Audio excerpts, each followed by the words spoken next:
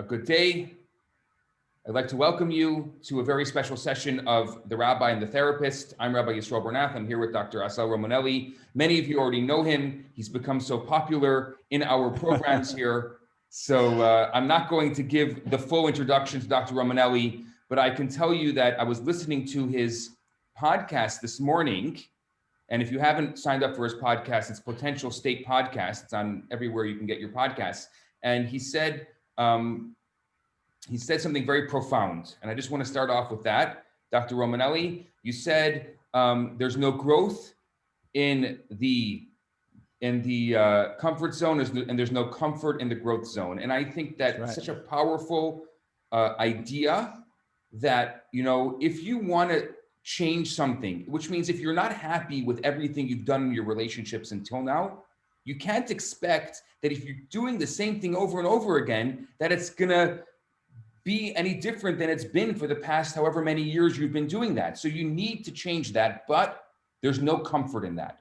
And that's difficult because we like to be comfortable. We like to have our little security blankets, and there's no comfort in the growth zone. And growing is very difficult. So I want to just give a shout out to that brilliant concept. Once again, you guys can tweet it. There's no comfort in the growth zone, no growth in the comfort zone, but make sure to tag Dr. Romanelli. Yeah, but it's not mine. So you don't have to say bye, but I just want to say one more thing about that. Apropos, today we're going to be talking about a lot of questions, and I actually want to open with this frame because this came in the conversation of fake versus natural. And for a lot of us, well, I want to be natural. I want to be natural. Tell me what to do. But then everything we're going to be telling you today will not feel natural to you. So I'm inviting you, instead of saying, well, this is fake, this is never going to work, this is not me, to saying exactly, you want to grow. You're in this. I'm hoping you came here because you want to grow and not just complain. If you want to just complain, then that's great, but that's not going to help you grow. So everything you're going to be hearing today, I'm inviting you to come with soft eyes, shall we say. It's like let it in softly, digest it a little bit. Don't try to resist it or fight it back. This is all going to be new to you, or might be asking you to expand your repertoire. So instead of saying, well, that's fake, that's false, that would never work, saying, okay, interesting. For those of you who are familiar with Dr. Romanelli's work, you know, let it land. Let it land. Let it land. And from now on, let's stop saying Dr. Romanelli and Assael and move on. Okay, Assael, let's let it all land. So let's get started. We're going to dive right into it. Once again, you can use the chat box to continue to submit questions. You can submit them as direct messages to myself or Assael, or you can do it publicly, depending on what you like. Or you can send us, at this point, you can't send us emails. We're not going to be looking at our email, but let's send it to me. I have a small screen, so I'm not really looking at the chat. So if you have a private chat, you want to send it to Rabbi Bernath, please, because I'm not following the chat so much. Okay, so I'd rather just send it to you. Okay. Perfect. So let's get started with, hold on one second. I am just answering a bunch of people who did not get the login. For some reason, I'm not sure why some people didn't get the login, because we sent it out a couple of times. But of course, we always need to make sure that everyone. So while you say that, I'm just going to say to the people, you take a second. Sure. Thank you. For those of you who haven't seen we had a previous video installment of the Therapist and Rabbi talking about dating. So you can find that also on Facebook and also on YouTube, and I'm sure Rabbi Bernath will send it to you. And I also made another video about my 10 tips for dating, which I will also send to you guys in an email afterwards. You'll get 2 follow-up emails, one from Rabbi Bernath, one from me, with additional resources and videos and podcasts. Okay. All right. Amazing. Let's go. Okay. So, Wait. Let's do a little bit of pulse check. Can you guys each just write one word in the chat? Why are you here? How are you feeling? Just in the chat, just like happy, scared, anxious, tired. Let's just get a little bit of a pulse check, because it's weird going to talk for 2 hours. To learn. Nice. What else? Zombie. Nice. Just throw some stuff out. I just want to get a little bit of a pulse check. A little bit tired, but happy to be here. Yeah. Sunday morning vibes. Here to learn. Okay. And if there's one thing what would be the one thing that would make this time worthwhile for you? Just write in one word, like what would make the next 2 hours worth your time? Or somebody writes, tired of the search. Oh, yeah. Yeah. What else? What else? Send some more stuff. What would make Happy it? to be here. Yeah. If you two keep teasing each other. Brought my perspective. Great. Okay. This is just to understand the mystery of the male mind. All right. Good. Okay. I just wanted to kind of just a little bit to see if people are listening. Okay. Tired. Okay. Huh. I'd like to also make a mention last night after Shabbat when I turned on my phone to find out what was going on in the world, aside from politics, which we're not going to talk about. I found out of the passing of Rabbi Jonathan Sachs, a very special rabbi, former chief rabbi of England. And I think it will be nice for us to dedicate our session to his memory today. That's great. And his memory should be for a blessing. And one more thing, the session is being filmed. So if you are going live, just know that this will be recorded. But you should know that right now, the people who are going to be seeing the film, all they can see is the two boxes, the two pictures of Assael and myself. Unless you go live and you unmute yourself, you will not be seen. You are completely anonymous. So don't worry about that. All right, let's do it. Okay. So our first question for this morning. Again, we're going all over the place here. There's no special order to it. We're just going to bring up the questions as they came in. So number one, how and when should one bring up finances while dating? Me, you, who wants to start? I guess I can get it started if you want. I can answer this one. I think that it's very important to know the expectations of the other person as to what kind of lifestyle they expect to have. Do they want to work in a 9 to 5? Do they have a hobby, a job, or they're at home self-employment, or they're willing to just take care of the home? Do they expect to make a ton of money, not to be home much? I think these are really important questions people should be asking during the dating process. Are there expectations in line for what you see for yourself? This is the number one. Maybe I'm overstepping here, but Assael, you can tell me. I believe this is the number one cause of marital problems. And when it What's comes the number one? The money? Finances, money. And it needs to be brought up directly and honestly during the dating process. So what I would say is, if you're religious dating, if you're shidduch dating, I would say 4 dates. If you're secular dating, I would say 4 months. Generally, I say 1 date is worth 1 month versus religious versus secular. When you say 4 dates, you mean on the 4th date or by the 4th date? By the 4th date.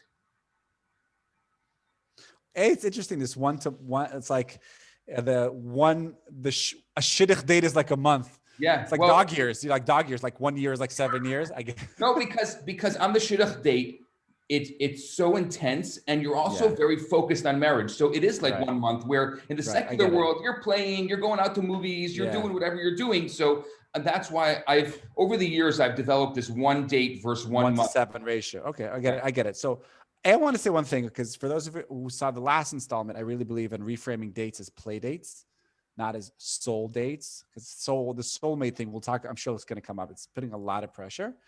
Last time we had an interesting question. How and when do I bring up medical issues? Right?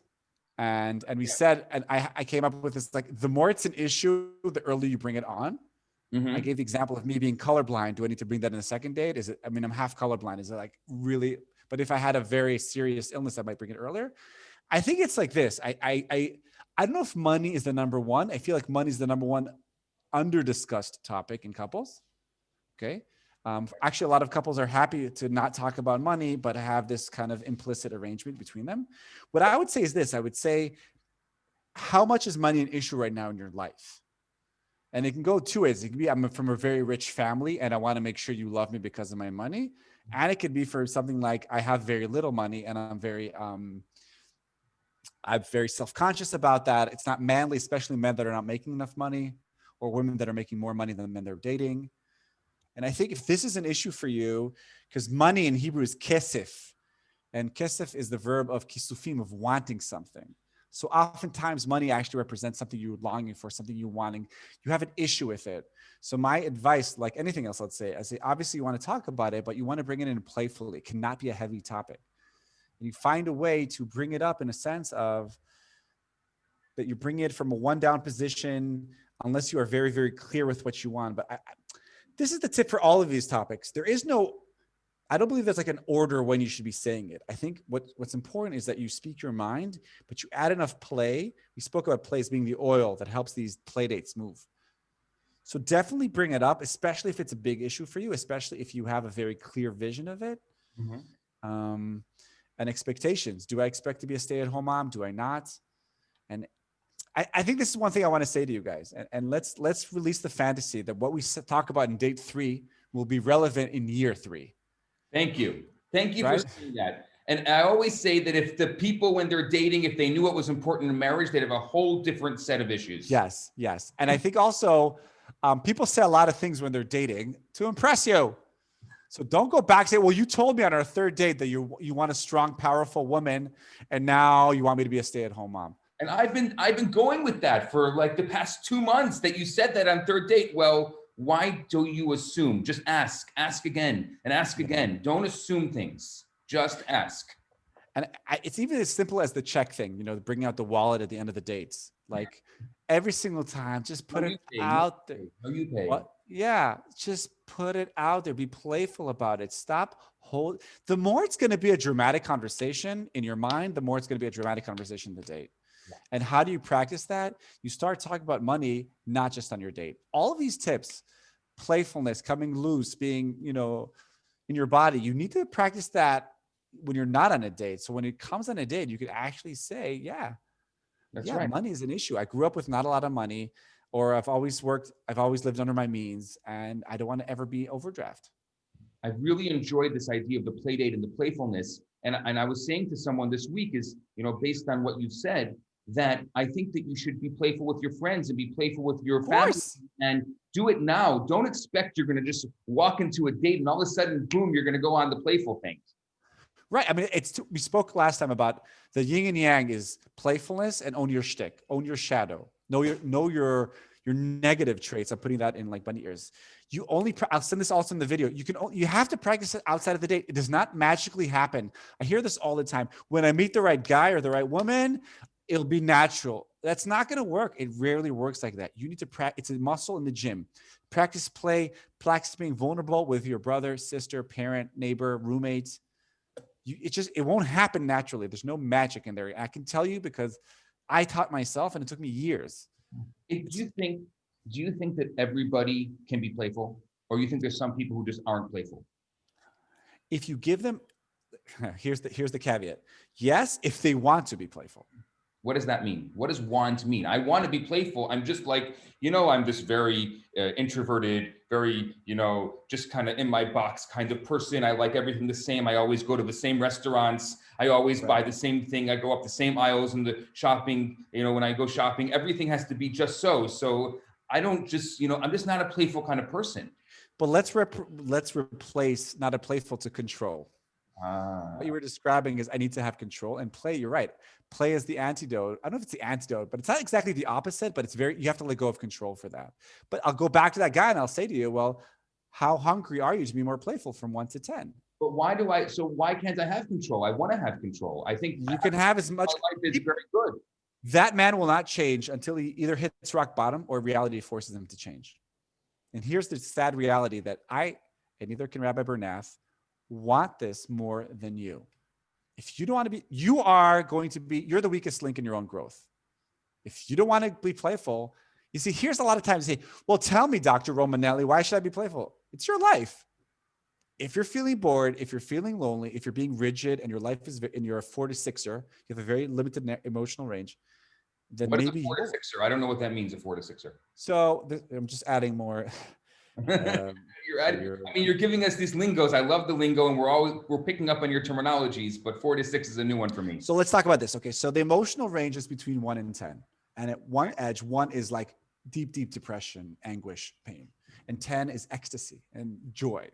So most of us don't want to feel the 1 to 3 range, right? We don't want to feel the negatives, right?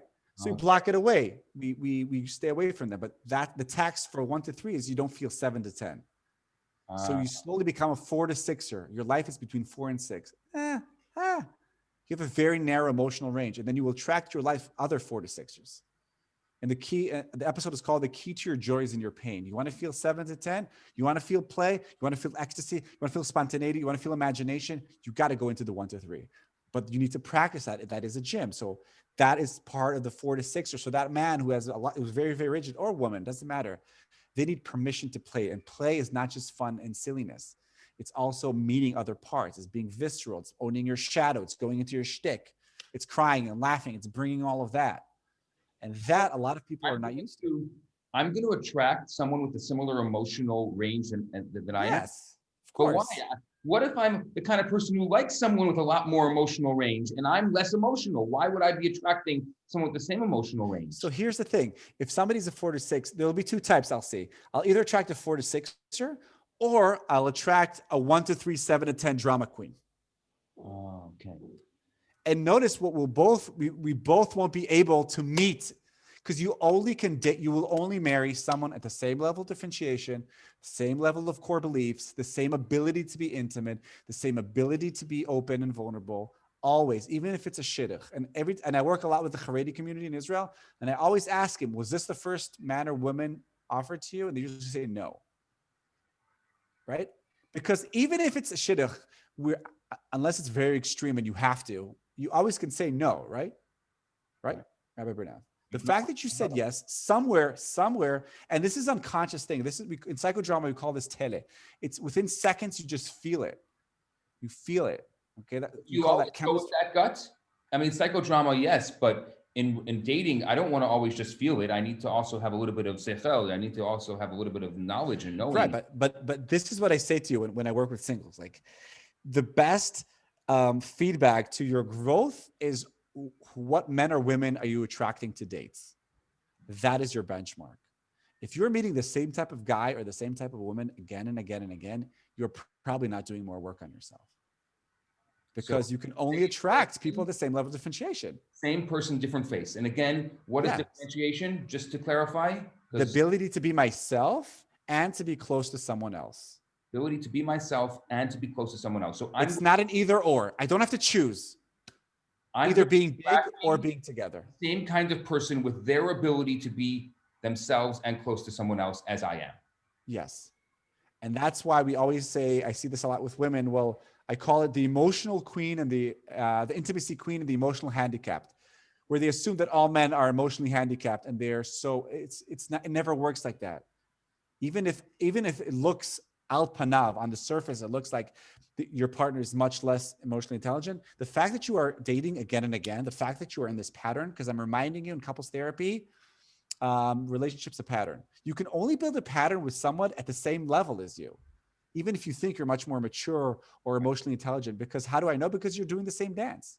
Right. I want to just clarify, because I keep on getting questions about the 4 dates versus 4 months. So I think maybe some people don't know, but in the religious world, in the shidduch system, it's the dates are much more structured. It's not like you're just going on a free date. The dates it's 2 people who have the intention of getting married. Depending on your religious community, especially the more Haredi communities, the more religious communities, 10, 15 dates is a lot already. 10 dates is a lot. So when I say 4 dates to 4 months, I mean, or 10 dates to 10 months, because let's say it would take a year for a secular couple to get engaged. Well, 10 dates, I would say, is even a lot for many religious people to get engaged. And you know what? And if that is the reality, so the stakes are much higher. So you need to really come after you've worked out, after you are ready to be playful on one hand, but you are very comfortable in your own skin, especially in your flaws, especially in your shadow. If you want to speed that process up, that's my suggestion to you. It's interesting because I get I'm generalizing it, but I get from the religious community and people going on these shidduch dates that people become very self-absorbed because the stakes are so high. And I think that this playfulness is so much more important, because it just becomes like this job interview. Oh, who are you? What are you? Family.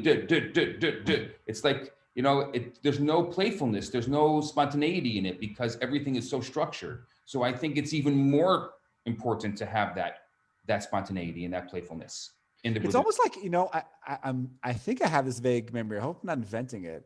I think on my first date with my wife, we started with the resume. So, okay, I'm just going to press play. I'm going to give you the 1 minute synopsis. Let's just knock that out of the way. If you feel like that is becoming a hindrance to you, I just prepare a 1-pager and just email it. Just get that out so you can move on, because at the end of the day, you want to feel the chemistry. Out of the way. Let's just do the resume now and let's knock it out of the way. And then we can have a date. It's almost like I prepared this questionnaire. Maybe we'll have it on J Montreal. Top 20, those 50 questions to fall in love, but I wouldn't do those. I would do the top 20 questions that are either financial, family, but I don't know, whatever questions you need to know. Preempt that already, have it ready, and then hammer through it so you can move on. Yeah. And here, and I'm sure there's going to come up shame, right? Shame, but I'm embarrassed. I only have one sibling. I don't have any sibling. I'm living with my parents. Whatever your shame point is, own your shtick enough, feel comfortable enough with your shadow that you can just bring it and be playful with it. Yeah. For instance, with my nose, I often say I did a nose enlargement. Is it possible to ask a question? We're going to have questions soon. I'll let you know when you can unmute and ask questions. We're just going to go through questions we've gotten in advance because we want to give those priority. And then in this, probably it's the second hour, about a half an hour from now, we'll let you unmute. Okay. So, anyways, so not taking yourself too seriously is super important, especially because think about it. The more you get stressed, the more the stakes are high. You're putting on more makeup and you're trying to be more and more amazing. But at the end of the day, that's not reality. You are not going to be that person, and neither will the other person. So I'm not saying you don't have to put makeup on, but like, how can we knock off the logistics so we can actually have time to see if we can play together? And I will send you also, I see people asking me a lot about play. I'm just writing down the topics that I want to send to you. Yeah, I think that playfulness is such an important thing. A lot of people don't know what playfulness is and how to do playfulness. I can tell you, for a lot of people, it's a completely foreign idea. So I think it's so important to be able to have that playfulness. I want to just go into another topic here because it keeps on coming up. So I'm gonna give you an example of something that happened. I set up a couple on a date last week. And she said, now this is dating during pandemic. This is the topic, okay? She said she doesn't look good on Zoom. She doesn't like the way she looks. She doesn't feel comfortable having the first meeting on a Zoom. And he said, my parents are older. I don't feel comfortable going out, period, right now. What do we do during this pandemic? Do you have any ideas of what people can do? A, the questions are, what kind of activities can people do together? And B, if you have a situation, I'm using an extreme example, a situation where somebody doesn't want to go out, but also the other person, and I believe that's legitimate. They don't look good on Zoom, or they don't think they look good on Zoom, and so they don't feel comfortable doing that first date on Zoom. What do we do during the pandemic to be able to allow these dates to happen? Wow, because this goes into also self-esteem and body image issues, and do I look nice enough, and do I look pretty enough? And I have to own my shtick and say, as a man, I have not grown up with psychological patriarchy where I have to put on makeup every day and pluck hairs out of my face every single day. So I'm going to own that. Okay, I'm not going to pretend, just ignore how you look, because I know there's a double standard. I want to say this, like, it's a bit weird for me because in Israel, people go out much more. I guess it's a bit more tight in North America. I'm just saying that. So it's hard more than others. And also people that have older parents, or people that are more, more susceptible. They're more careful than others. So I would say this. For instance, I don't do therapy on phone. I'll do Zoom therapy, and I need to see the other person. Okay. If you really don't feel comfortable and the other person's okay with it, then go with it. But if at a certain point you feel like this is what's gonna, like, wouldn't you rather, assuming, like, let's be realistic, okay? Let's say you looked 30% less good on Zoom, 20%. Like, it's not like it's 50%. It's not like you're like, from like a model, you're becoming like an old. So I'm thinking, if you feel like you're going to miss this opportunity because you feel like you don't look good well enough, I would own it. I would say it. And maybe we'd start the date with talking, just audio. But I think it'd be a good experience for you, because there's going to come a day really, really soon where you after you get married, or if you're secular or whatever, that they're going to see you without makeup. They're going to see you in your pajamas. Like, it's going to happen sooner or later. First So, date. what? Doesn't mean you should do that on the first date. No, I'm not saying the first day, but if you feel like this could be a deal breaker, if you're like avoiding doing the video Zoom and you might lose this opportunity, then I say take that chance. I mean, you can always talk to the person and say, listen, I don't feel like, what's wrong with saying that? Just say it. So you think timing is important. You think that timing is essential. So if you're not ready, probably if you're making up an excuse, there's other reasons why you're not wanting to go on this Zoom date. No, I think it's legit that you have an insecurity and you feel like you don't look good at Zoom. Say it. Don't make up excuses why you can't do. My camera broke. My phone is not updated. Like, don't do that. The second you're going into, let's not call it lies. Let's call it inaccuracies or omissions. You're already starting the date, in self-presentation. And then here's the thing. One of the best movies, the ones where when they met, he never told her that, that's the whole plot of the movie. She doesn't know that she's actually his boss. He doesn't know that he has a kid from, and then we're busy, thinking about what didn't we tell them? Instead of just saying, listen, Moshe, you look like a great guy. I just need to tell him, like, I'm not so sure about Zooms. I'm not really. First of all, say it. You will feel so much better after you say it. Yeah. And then see how he reacts. He might actually have a positive reaction. You might say, okay, I get it. What about activities? I mean, we're getting a lot of questions. What do we suggest that people do during this pandemic? How do you have a date now that is socially distanced, that is okay, that people can feel comfortable? For example, in Montreal, just giving you an example, you cannot sit down in a restaurant right now. There's no ability to sit down. Can you take a walk in a park? You can take a walk in a park. Outside. It happens to be a beautiful day today. So yes, but unfortunately, I know that we all live in denial, but in the next few weeks, it is going to get too cold for that. Okay, so first of all, I want to say something about eating. That's also in the video I'm going to send you. I love eating on dates. I think you guys should always eat on dates. Don't do the whole I ate at home.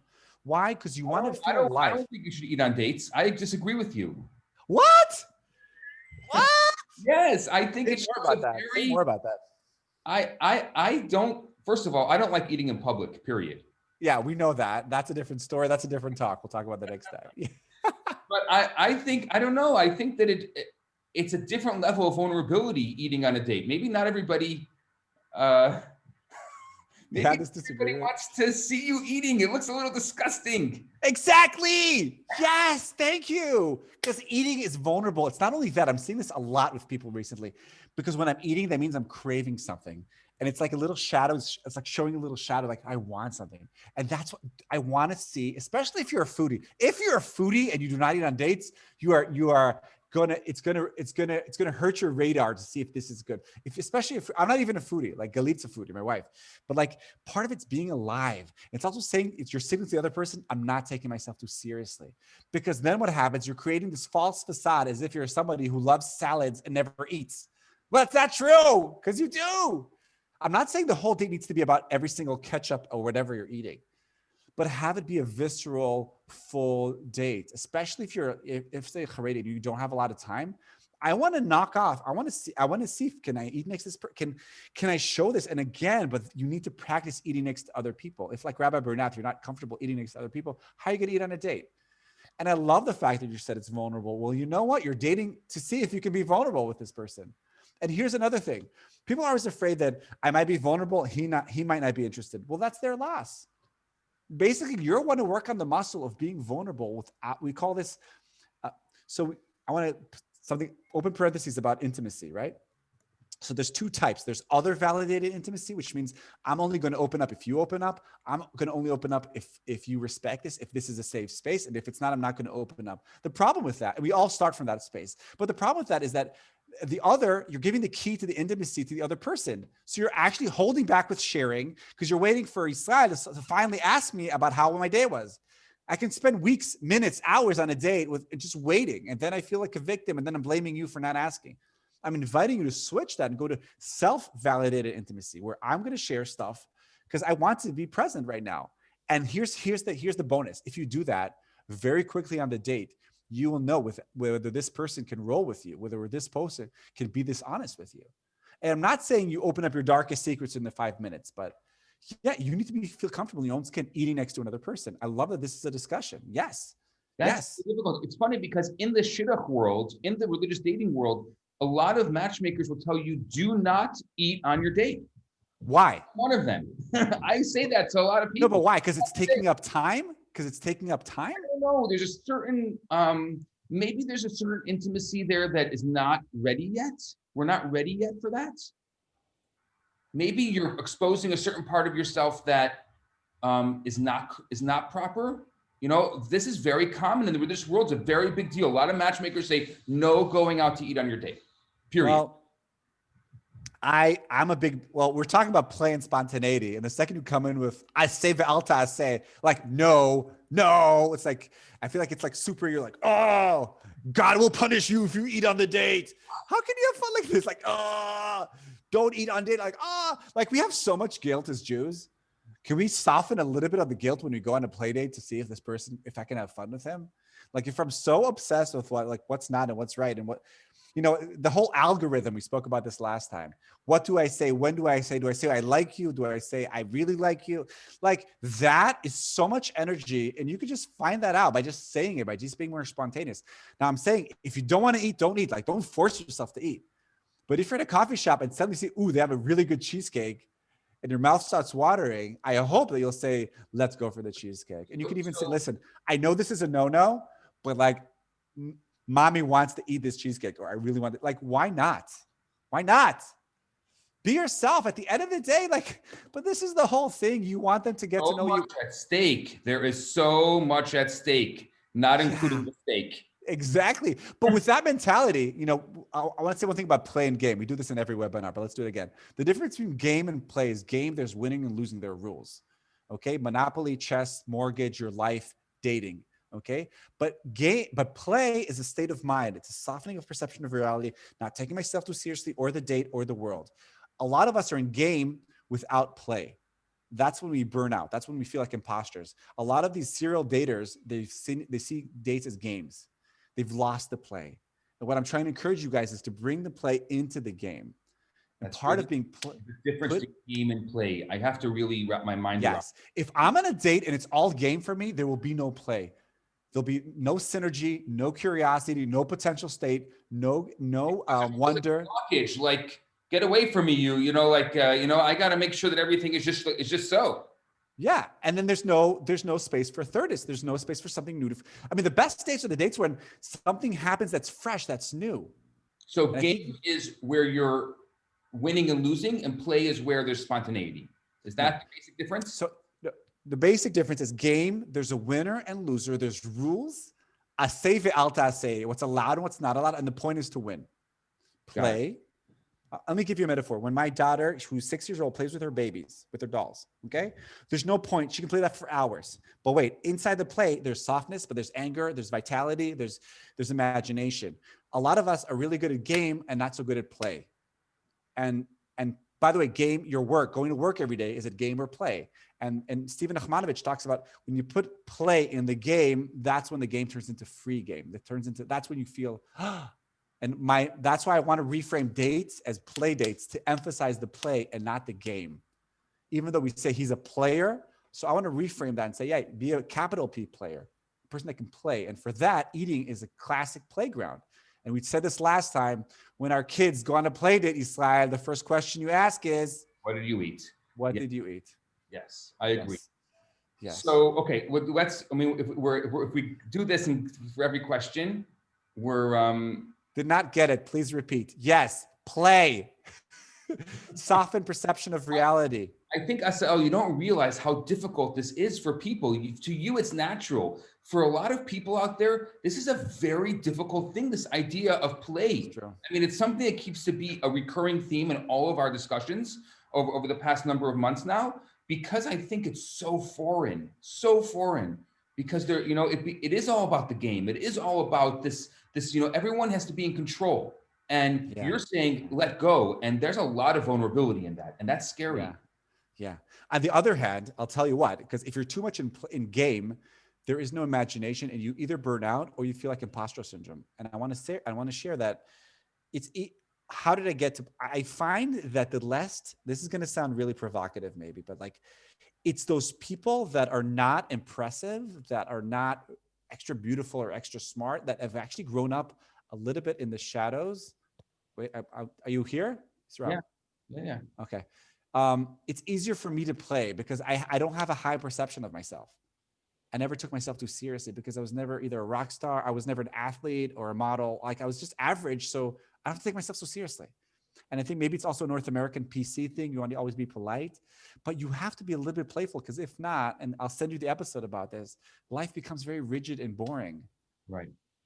And you're right. This is a muscle, and maybe we need to do a whole webinar just on play and game. Well, it's really interesting because someone just asked a really interesting question. Also, if someone is playful but under that is very controlling, well, that's not playful, right? That's called sarcasm. Right. Exactly. And a lot of people do that. So, and you can call them out on it. Say, "Oh, that's being sarcastic."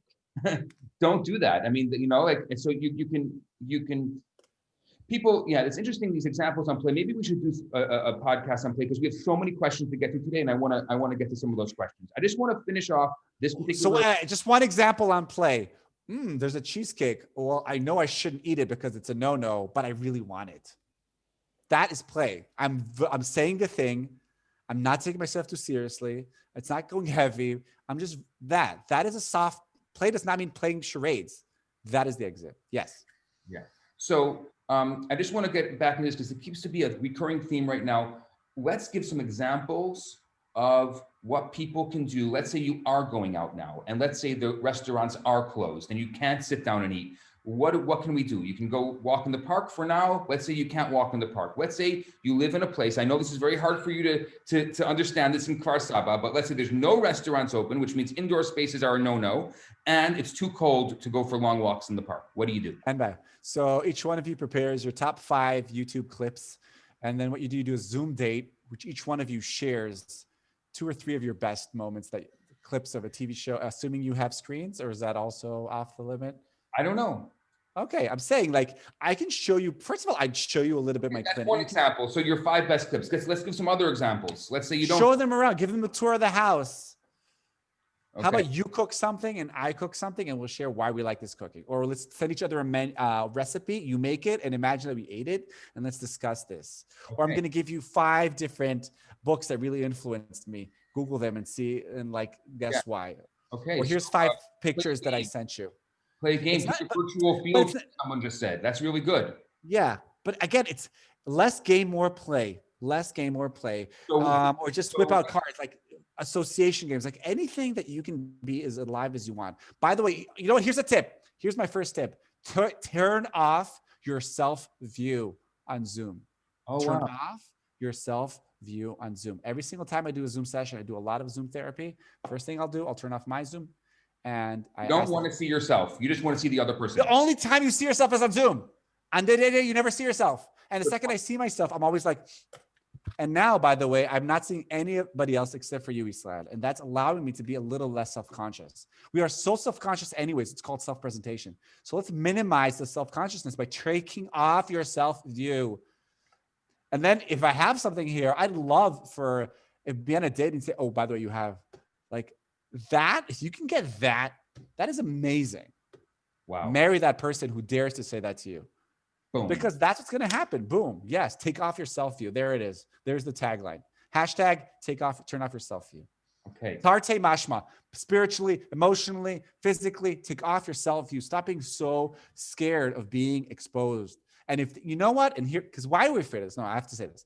Why we're afraid, I see this all the time in therapy, because if they really saw me, they wouldn't want me. If you have that core belief, it is time for us to have a talk, because that has nothing to do with whether you look good or not on Zoom. That is your low self-esteem, okay? And you've probably inherited that from your family of origin or for whatever happened to you, and we can help you with that. But if that is your core belief, it's going to be very hard for you to date, no matter in what dimension or planet you date on. That's a good example of when you need therapy. I like that. There's a difference between, sometimes people say, well, do I need therapy? Do I have to work on this? That's something that has to be worked on.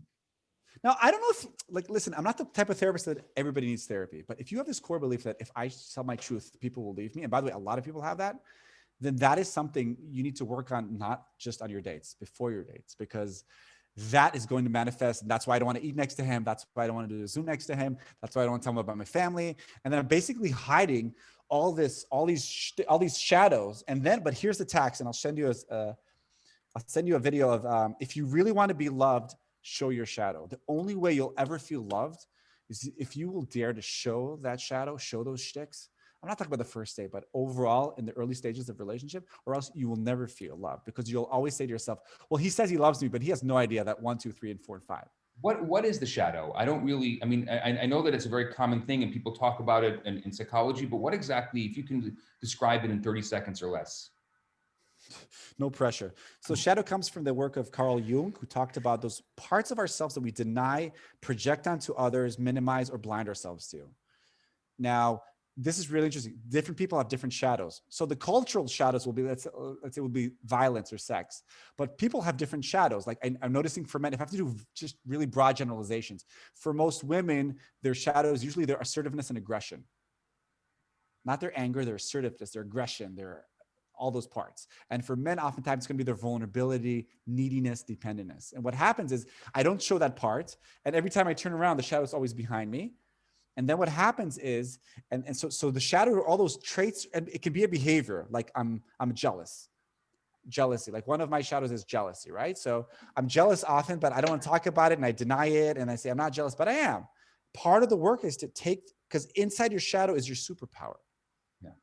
And every part of yourself, this is really important, has a positive intention.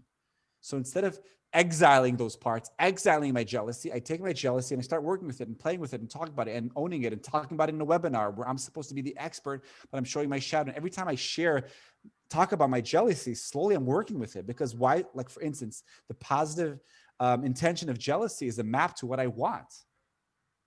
So jealousy is also kind of a compass for me. Okay, good. And now I can bring it to Yisroel. When Yisroel has really good news and I feel a little bit of jealousy, I can say to him, Yisroel, I love it. I'm so happy for you. The truth is, I'm also a little bit jealous. Mm-hmm. And suddenly the jealousy has become from like this big monster. Okay, it's also part of me. And here's the bonus. If I bring more parts of myself, then I'm forcing the other person, whether it's Yisroel or the date or my partner or my wife or my roommate, to also bring more parts of ourselves. And then we grow instead of having a very narrow dynamic. Savior, persecutor, boss, secretary. One of the things that we're going to start working on, we've been talking about, is doing these small group sessions. And I think we should do one just on shadow and being able to allow people in the session. We're going to have 4 or 5 people in the session. That's it. I mean, I know we'll send out the link again after this email to sign up for the various sessions, but let's just do one for those people who want to explore that and actually do that in real time. I think it's really, really amazing. And we'll have to think about the format of how to do that. Because for some people, it's really hard to even on one-on-one to open up the shadow. So anyways, we need to. Yeah, it's something to think about. Before we continue, I just want to tell you, I got a private message just now from someone, and I want to read it to you because I think it's just so beautiful. I'm learning so much from these meetings and decided to use this time during the pandemic to practice some of these very new concepts to me. But the two of you have really brought to light some very interesting ideas. There's a private message right there. Okay, thank you. Yeah, thank you. It's really special. Let's move on, and we have a couple more questions. We have a lot of questions, but I actually want to do a challenge for I want to use that. I'm inviting you, especially those who feel very, the vulnerability and I don't want to. I'm inviting you, before you send it privately, check with yourself. Can I send it publicly on the chat? I want you to use this webinar as a way to practice playfulness and not taking yourself too seriously. We're all here to learn.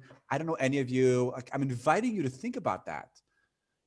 This is also a playground for you. This is a gym. This is a workout space for you. And we're happy to help in any way you want. Take it, use it. Life is short. Yeah. Next. Really special. It's really, really special. Okay. Next question. Does an emotional connection need to be in place before getting engaged, or does it only come after marriage? Ooh, let's hear your answer first, Mr. Good. Let's hear what you'd say. Hey, what does that mean, emotional connection, by the way? Yeah, I guess people, I think it's a big question because people feel like, especially in the religious world where you don't have that level of vulnerability to a certain extent, it's a little bit more removed. I think that in the religious world, in religious dating, you can begin to experience the potential for or the start of an emotional connection, but I don't know if you'll be able to really develop the emotional connection as to like, like, I know this is the one. It's kind of like two magnets. This is my opinion, at least, that are attracted to each other, but they're still kind of far away and they can't touch yet, so to speak. But even though they can't touch, you can feel the pull. And that's how they know that when they do eventually touch, they will stick together. Again, I'm talking about people who are shomer negi. I'm talking about people who are not able to touch in the dating process. Okay, so you have a presupposition there, which is what if there is the pull? Let's call it tele, that psychodrama, that chemistry, that it will for sure stick. I don't know if this is allowed in the religious, in the Haredi, but like nothing is forever, no promises. Right. Everything is for now. If you feel that, like I'd say this, if you're more doing it out of fear or thinking there will be nobody else, that is not the right motivation. Yeah, I think that's a very good point. Right. But I think that if there's more pull than push, yeah. Can I use that metaphor? Sure. Then yes, I agree. I don't think, especially if you have 10 dates, you might not feel full emotional connection, but there needs to be that pull of like, I'm curious about that person. I feel like for me, the benchmark is, can I see myself being myself with this person? Or will I always have to eggshell around him or her? Which is very important, because if you start off with a lie, like if you're putting out this big, resume about yourself and you can't keep up that lie, well, that lie is going to continue and your relationship may just wither because you started it off on lies. I'll never forget, there was one date, she was a daughter of an author. And I was like, I'm going to bust out the turtleneck and name drop books I just read. And whoever knows me, I only read nonfiction. So I read like 4. And I thought she never called me for a second date, but like, that's a classic example where I tried to be someone I'm not. Yeah. And let's say we would have started dating, sooner or later, I'd say, listen, I don't read fiction. Yeah. And I think that it's interesting that you're saying that, because if you feel that the opposite of that you can open your emotions to this person completely, and that's possible, then they're going to feel the same way. Like there is that yin and yang, there is that connection, there is that kind of chemistry. But what I'm going to say, and maybe you'll disagree with me on this, is that emotional connection takes years to develop, and it's the true work of marriage. And if you have it all figured out before you're married, what are you going to do for the next 30, 40 years? Just define emotional connection before Emotional people feel like I have to know that it's all right, it's all perfect, that we have it all. Or here's one: we fought, and you've said this so many times, and I love when you say this, that rupture is amazing for relationships. You just need the repair. Like fighting is okay. People think, oh my gosh, we were in a relationship, and if we're gonna fight like this before we're married, well, what is gonna happen after we're married? So we're gonna have a session about conflict in 2 weeks. So let's 2 weeks, but it's for people that are in relationships. Right. So, but conflict is part of growth, and there is no growth without conflict. Can come also, right? Right, obviously. But it's conflict is where you grow, and we'll talk about that in 2 weeks. But what I do want to say about what's emotional connect, from my point of view, emotional connection means that I'm feeling something below the neck. Below the neck and above the abdomen, if I need to be more precise, right? It's something here. And that, even if I think you can have it, it's never ending. Like this will always change. As long as I'm feeling with this person, as long as it's not a neck up relationship because either it looks good on paper or I just want to get married. Like if you feel something, if there's an energy, if there's a curiosity, if there's a longing, if there's an itch, if I'm like, I enjoy spending time with this person more than I enjoy not spending time with them, I think that's a pretty good place to start. I don't think, especially if you're doing the shidduch and within 10 dates, you will not be madly in love. And I think even if you're not in the shidduch world, I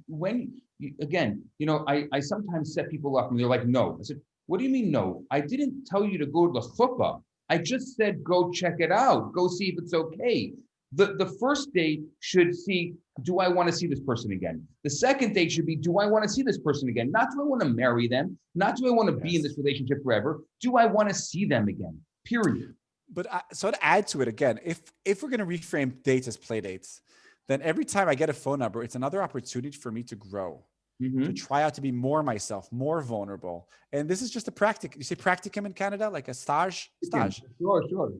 It's a stage. everything's a stage. By the way, your marriage is also a stage. It's all about you growing, and hopefully you'll have your stage partner for 50 years, but you might not. So like, so when I get a phone call from the rabbi, it's like, okay, so how can I be myself in this situation? Oh, wow, this person's different. Like, if you can focus more on yourself, on your personal growth, than on pleasing, to be liked by the other person, that will revolutionize your dating. That's amazing. Let me say this out loud to see if this lands for me. If I could be more focused on my growth and my enjoyment, not that I just want to talk about myself, but like, I'm curious to see what else can I bring in this date? How can I be more myself? How can I share a bit more? How can I be more playful? It becomes almost like a fun experience, and the dating doesn't become like a game. It's basically, how do we bring play into the play date? Wow. And I know that sounds weird to prioritize yourself, but do it. Okay, I want to go through so many questions here. I want to start going through these questions.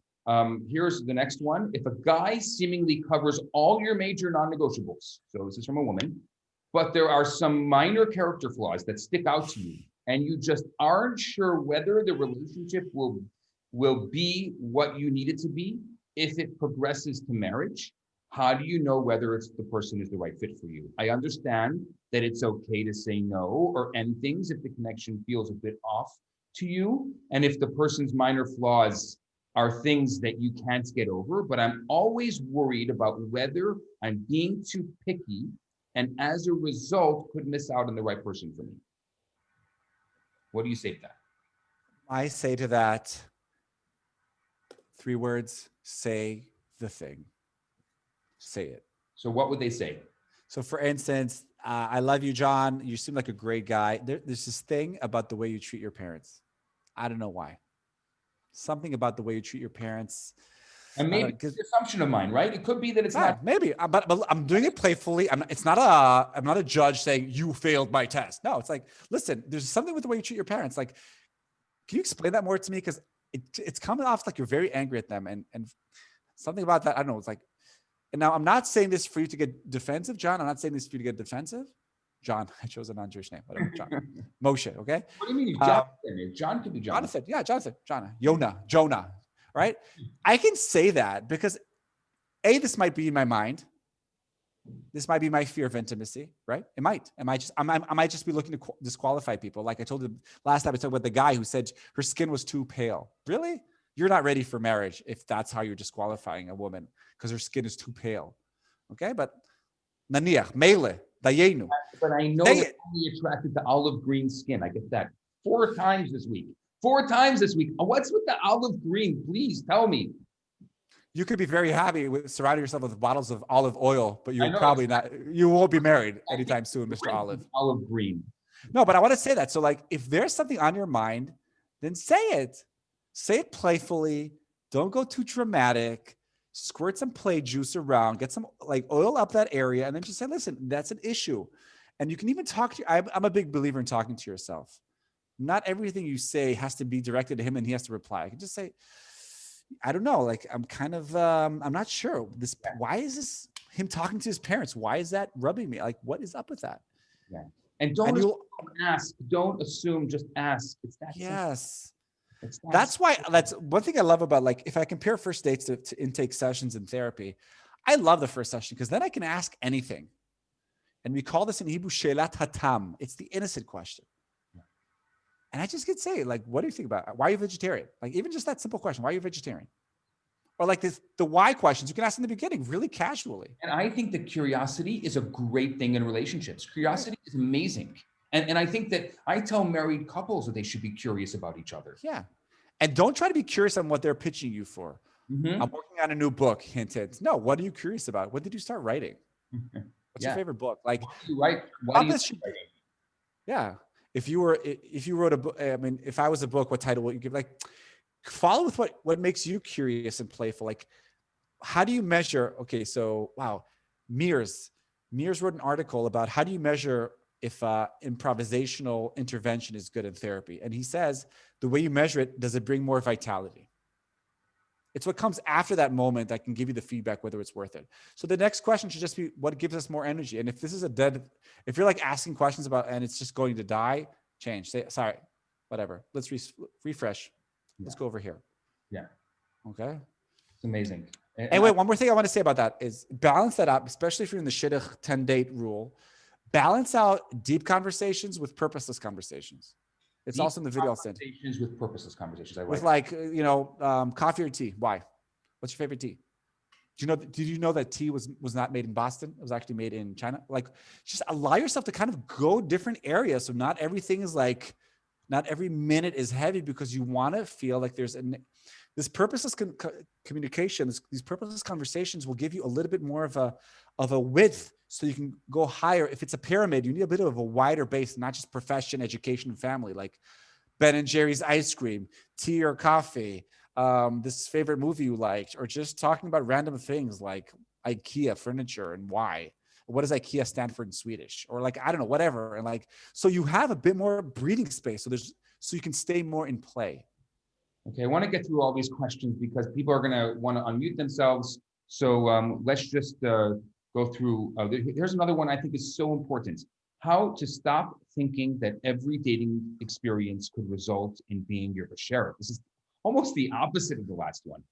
I feel that this hopeful uncertainty has impaired my ability to view the person I'm dating with a clear lens, and has given me severe dating anxiety with every person I've dated. I feel it's hard to separate this feeling and have a more objective view of each person I date, with the ultimate purpose of my dating is for marriage. Whoa, can you say game and not enough play? Yes. That is exactly game. That is a great example of game. Yeah, there's one person, you win or you lose. You find the beshert or you lose. That is game. So that's it. And people do that. Oh my gosh, he's Jewish. She's Jewish. She has a nose. He has a nose. This could be the one. And there's so much pressure. It's like a pressure cooker in people's heads. This could be the one. Relax. And the funny thing is, what happens is sometimes in the more secular world, they meet the non-Jewish person and their guard is down. It's like, well, I'll never marry this person. And all of a sudden they have a good time because there's no pressure. Because they're more playful there. There's more play. Let's replace pressure with play. Switch from game to play. If you choose to believe. There's a lot of Jews in the world. There's more than enough Jews for everybody. If you're looking for a Jew, don't worry about this being the one. Yes. And I'd add to that. If you choose to believe that there's more than one beshert, there's more than one. What did you say? Godwin says you have 7 people you met in your life that could have been it. What was the statistic you got? By the time you're 35, by the time you're 35, he says there's 4 people that you could have married that you dated. Okay. So if you're assuming that there's more than one person and it's not just the right person, it's the right time and the right person. The Talmud says that there's up to 7 people that could be your soulmate. So it's totally legit on a psychological level. I feel like soulmate is game. It goes really heavy and the stakes are super high. Play date, I don't know. You need to find what works for you guys. But what I do want to say here is like, just coming with that anxiety, it ensures that you will have a self-presentation. Say the thing. Say the thing. I think that soulmates don't exist. Wait, boom, mic drop. Yeah, go on. I think that the soulmate that people think are soulmates has so much game, so much pressure, that that's not the soulmate we're talking about. Those soulmates don't exist, and they never will. And that soulmate is yourself, and you might as well get married to yourself if that's what you want. I did not expect you to say that. I love it. So let me yes and you, and I'll say, instead of looking for a soulmate, look for a play date. Somebody I can be myself, I can be curious, and I can grow next to. Because at the end of the day, that's what's going to keep you next to. I love that. That's the key. Curious and grow next to. You got to just like write it down and say it. I'm looking for someone. I don't care about this. I don't care about that. The long laundry list I get from people, what they're looking for. Curious and grow next to. And be myself. And be myself. Be myself, curious and grow next to. That is all we need to know about dating. If you can find somebody for that, they will make you happy. You will make them happy. And you guys will live a long and happy life forever after. No, for now. For now. In Avenue Q, the closing number is for now. That they have a whole song. Everything's for now. Except for death and taxes, everything is for now. And that's the song. For now. Your hair, for now. Everything's for now. The second you go for it's for now. You know what's amazing is happily ever after is also for now. Right. What do you mean? I'm happily ever at, well, you can't at least, it's for now. It's for now. Right. I can only promise Galit, my wife, for now, because tomorrow I don't know what I'm going to do. Yeah. That's why me and Galit, we talk a lot about, there's no such thing as unconditional love. There is no such thing. It's a fantasy because we're different people. We grow, we change. We are not the same person. Every 7 years, every single cell of our body is different. We are not the same physical. We're not the same person. You can say the neshama is ever. I would, and if you're not growing and if you're not actually becoming better, you are passively becoming lower. So you also are not the same person. Right. And that's why, will you always love me? I don't know. But for now, I don't want to get taken to the other extreme of never marrying, because marriage is the people growing mechanism. And we'll talk about that maybe in a different position. But like, we're both pro marriage. I think curious, I just want to, curious / playful. Because for me, play is curiosity and play is grow. I think that I would really like to work on this or listen to you a little more if you can develop this, because people have these laundry lists of things that they're looking for. It's unbelievable what I hear from people. And the older they get, the longer the list. Yes. My favorite one of the week, I'm not making fun of you if you're on this call. I'm just saying that it's just insane. I only want to marry somebody that has a gummy smile. I'm serious. Somebody asked me this. What's a gummy smile? Gummy smile, which means when they smile, they show some gum. Yes, that is so important. Assael, you have a gummy smile. Maybe he'll marry you. Let me think about that, because I get it. I think for me, I want to share my personal journey, because I was for years a miserable single. I thought I was happy, but at the end I dropped.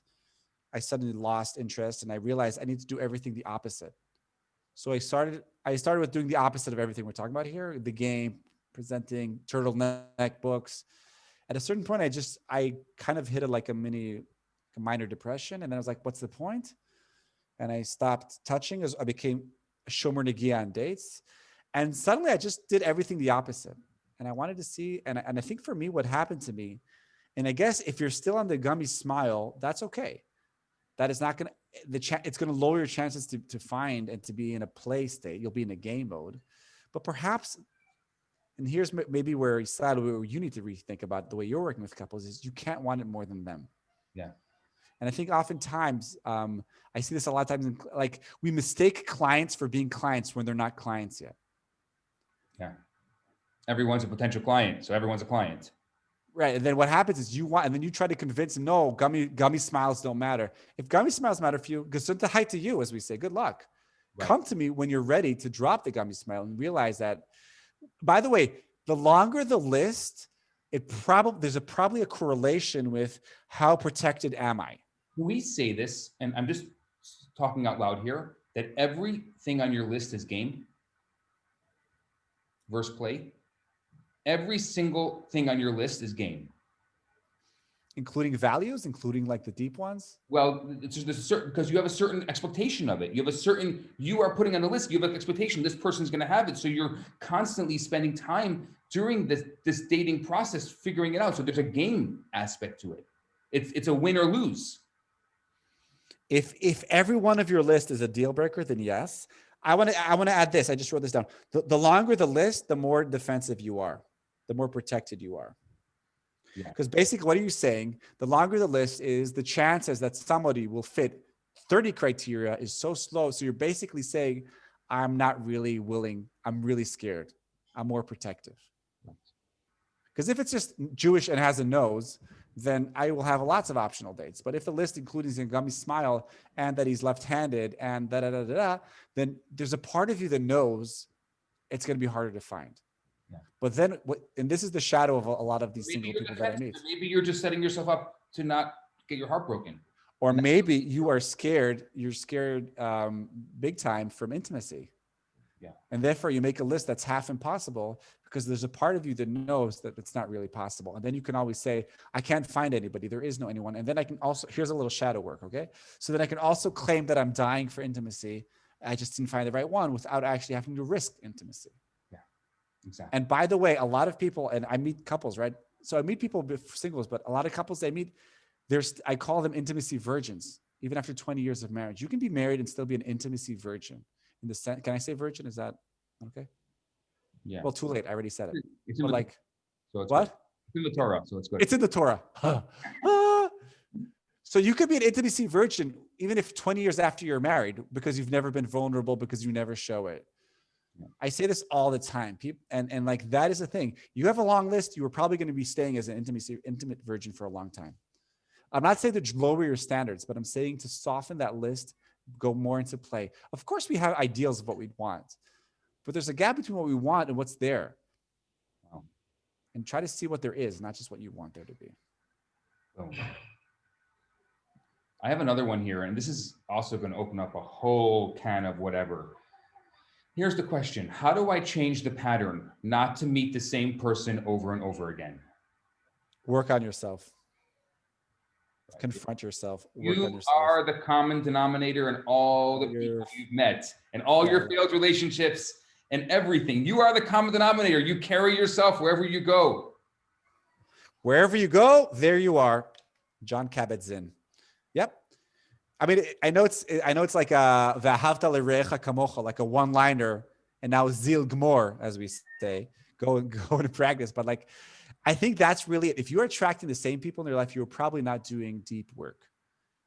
And how would I know that? Because you're attracting the same type of people.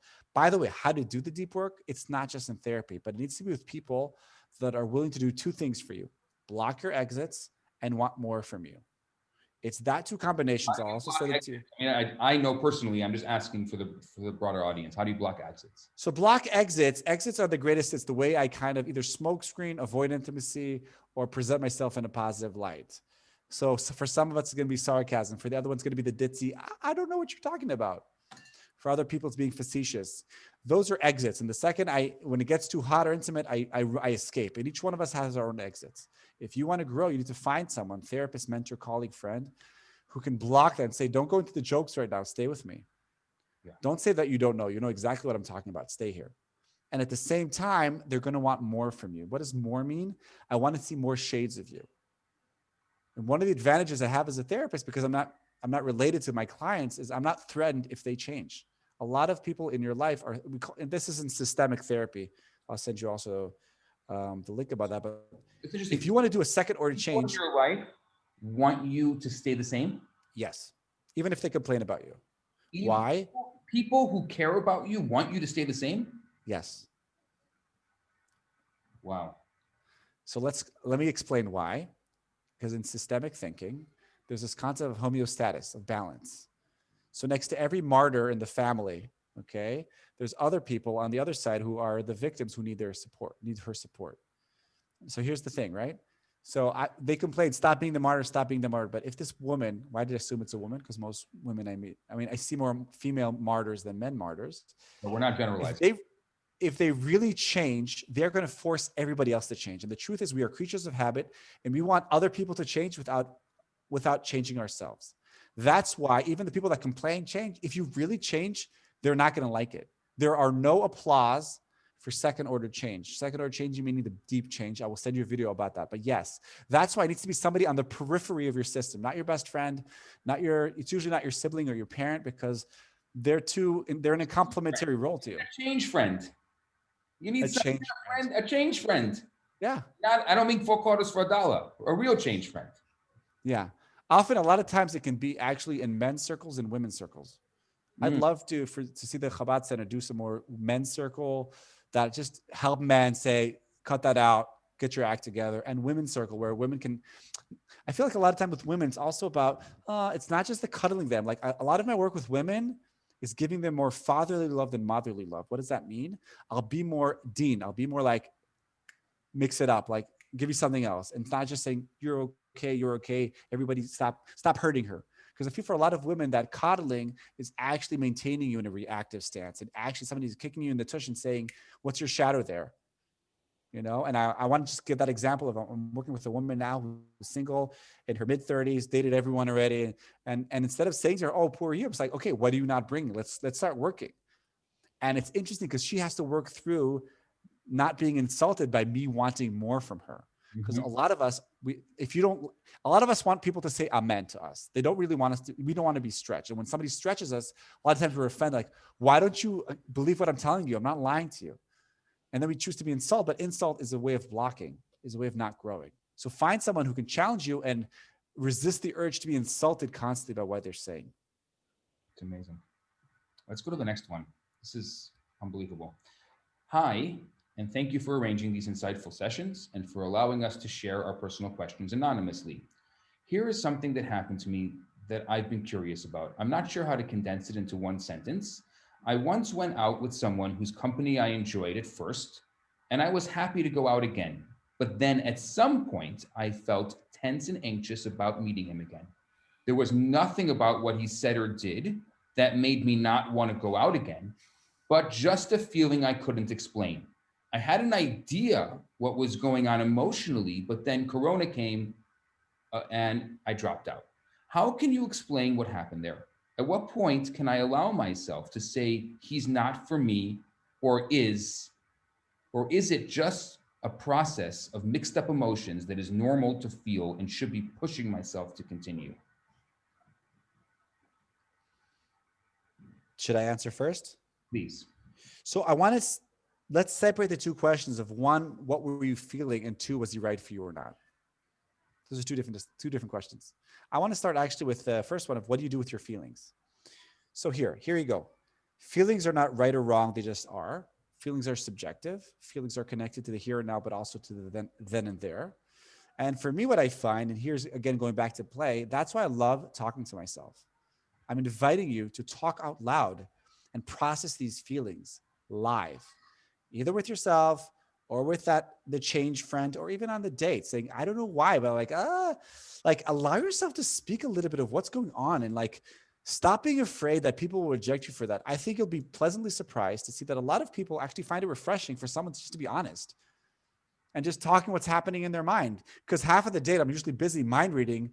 What is he thinking? And why is he did this krechten. Oh, he's looking over there. You're so much in your mind. Just relieve them from that. Just say, I'm not really sure. Like, I had this wish of excitement, but then suddenly got scared.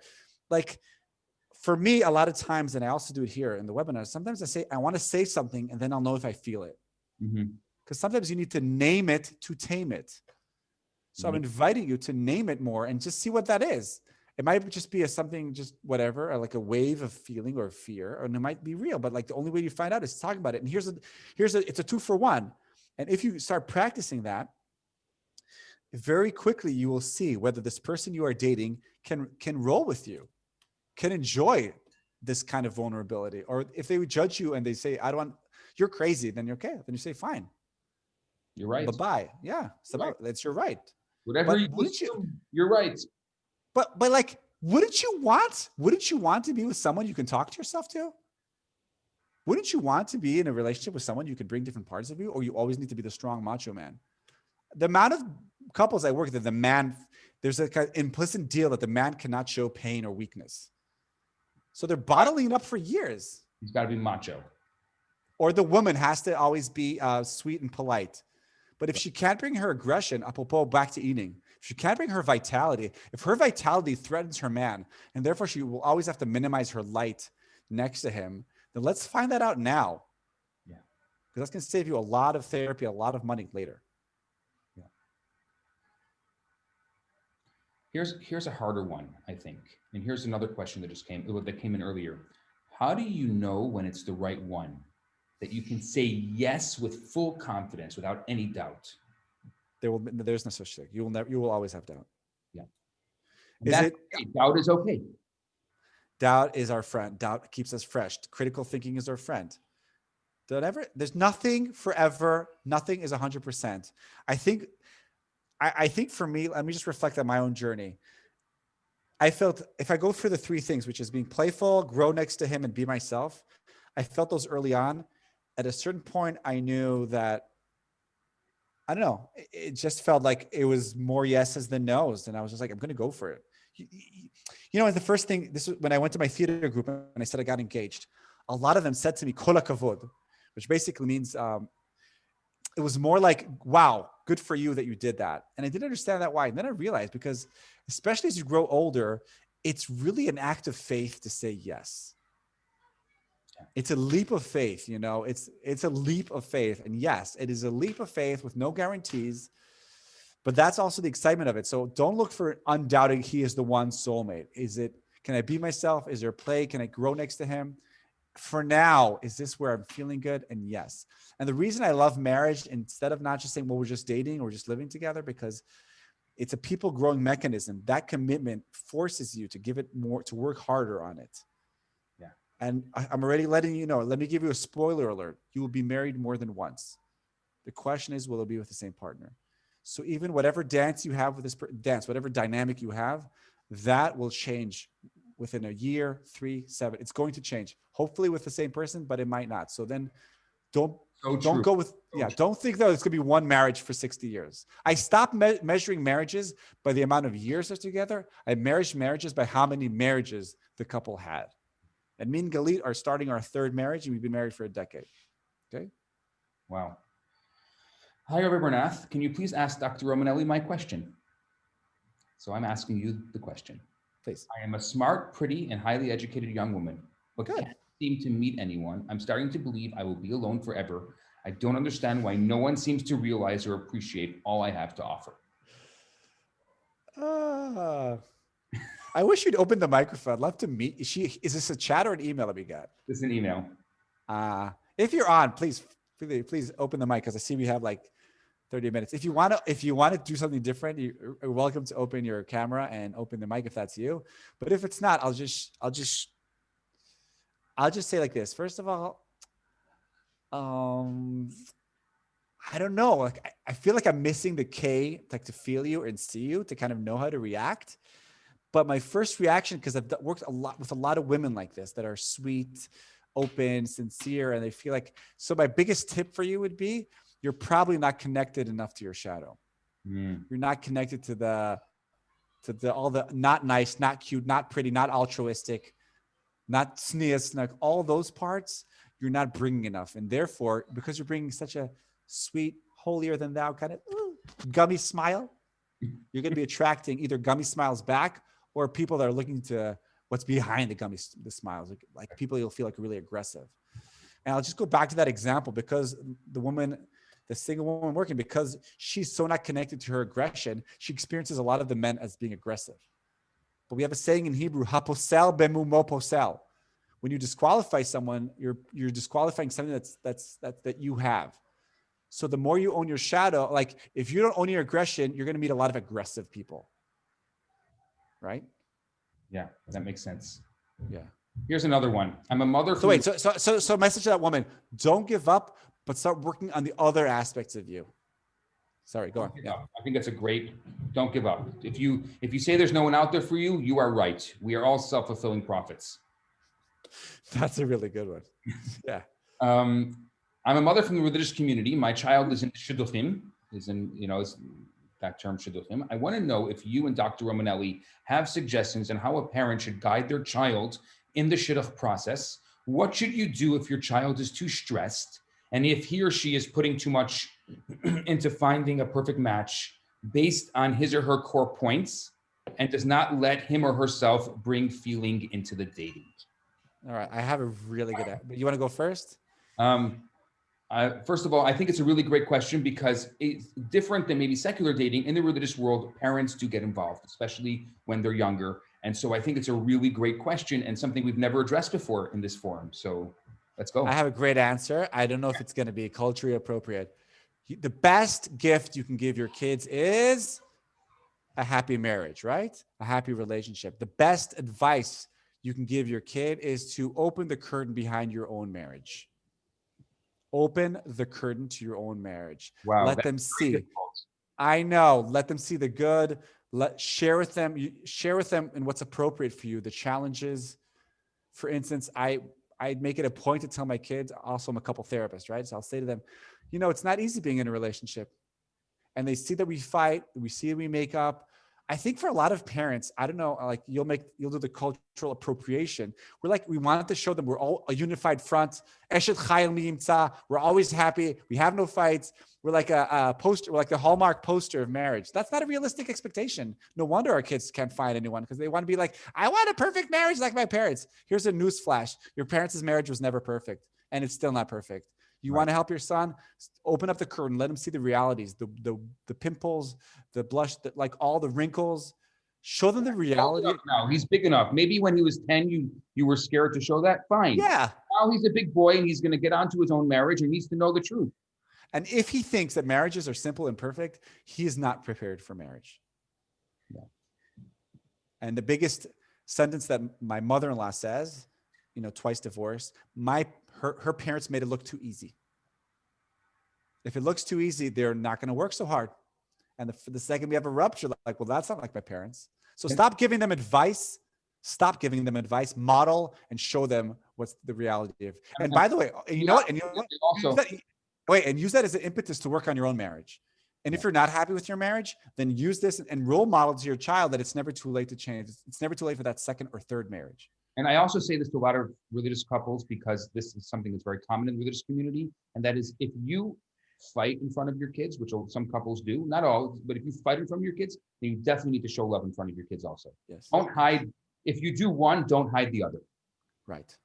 And if you're in a relationship where there's so many things your children don't see, you don't want to show them touching, you don't want to see intimate, but you don't want to see them fighting, you want to see disagreement, then they have no idea what marriage is. Yeah. It's like if you never eat next to someone, they might think that Abba never eats.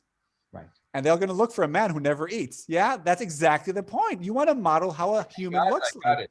Okay. but again, and showing your kids that rupture is okay. Yes. And to verbalize it, to say, I'm also not always sure. Yeah.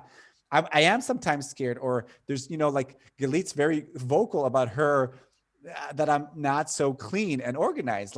And instead of taking offense, I'll say, yes, there's certain things, Gottman's talk about 70% of our problems are unsolvable, regardless of who we'll marry. That's a Gottman statistic, right? Regardless of who you're going to marry, 70% of your problems will never go away, ever. Okay. So start showing your kids the 70% and that it's not a deal breaker.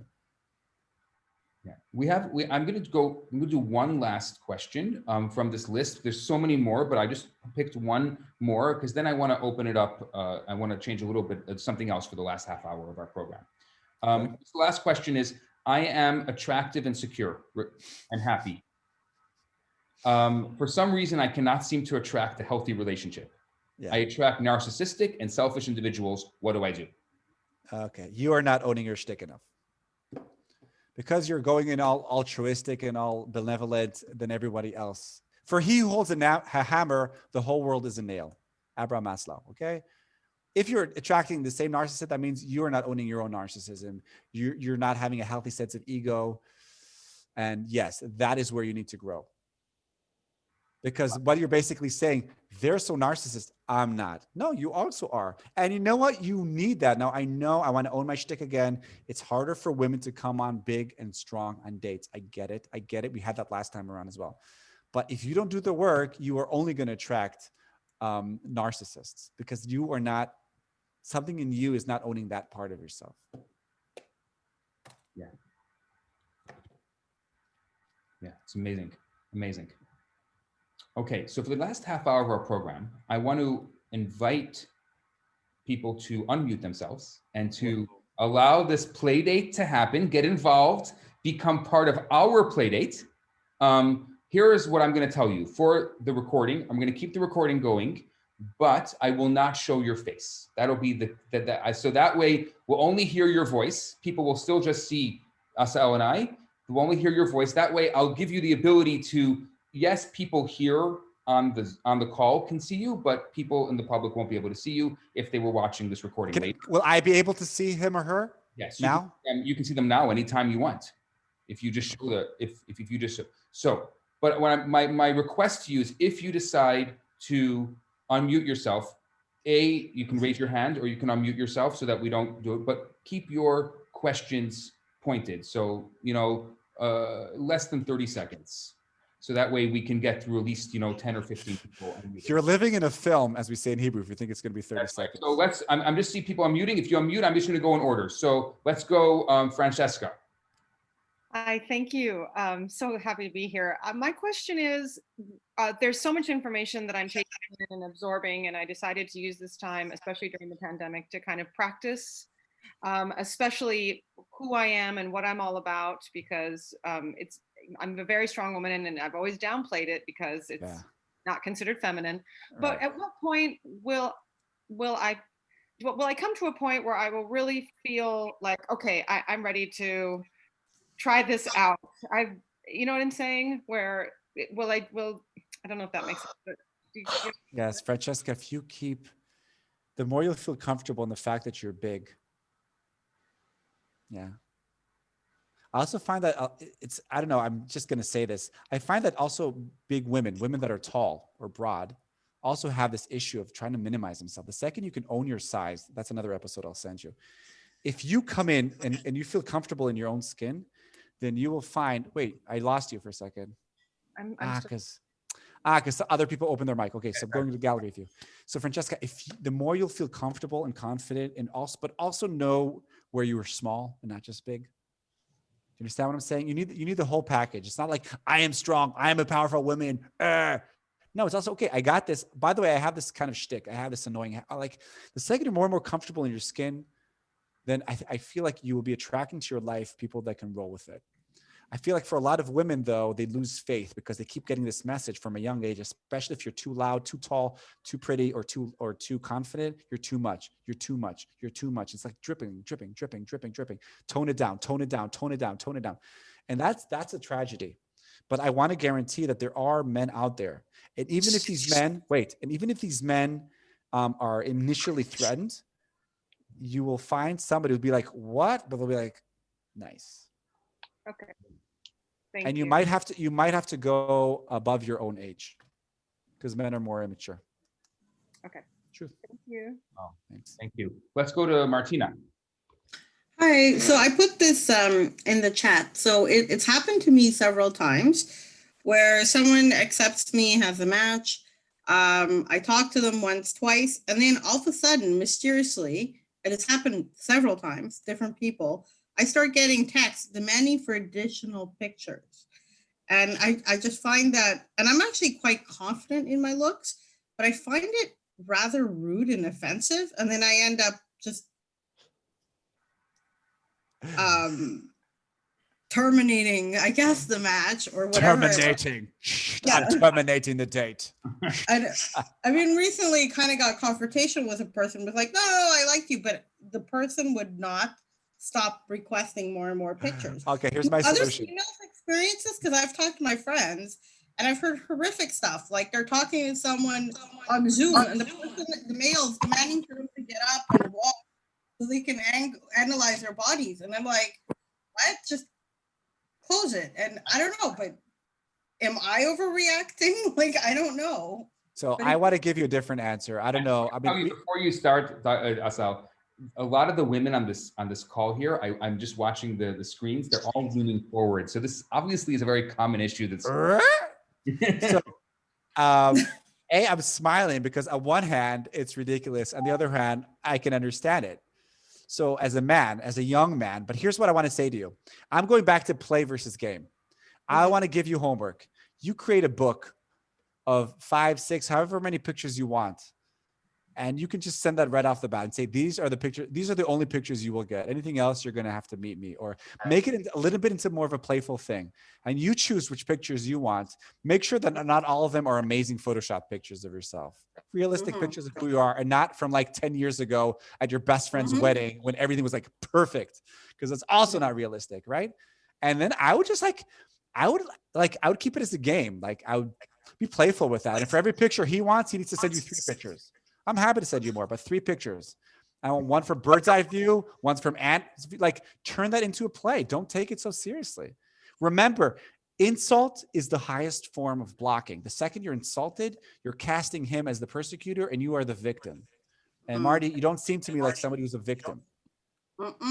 So separate between being like, huh, to being okay, like to being more playful. And at a certain point, you'll see, because you can't play with everybody. Some people can't play. Okay, so it's not inappropriate to continue. It feels like voyeurism. It's like this. But listen, weird. but this is what I'm gonna say to you. Let's not waste time in saying it's appropriate or not. It's subjective. It's your experience. Okay. It's whatever works for Martina, because for Francesca and for Sharon and for Leonid, it's different categories.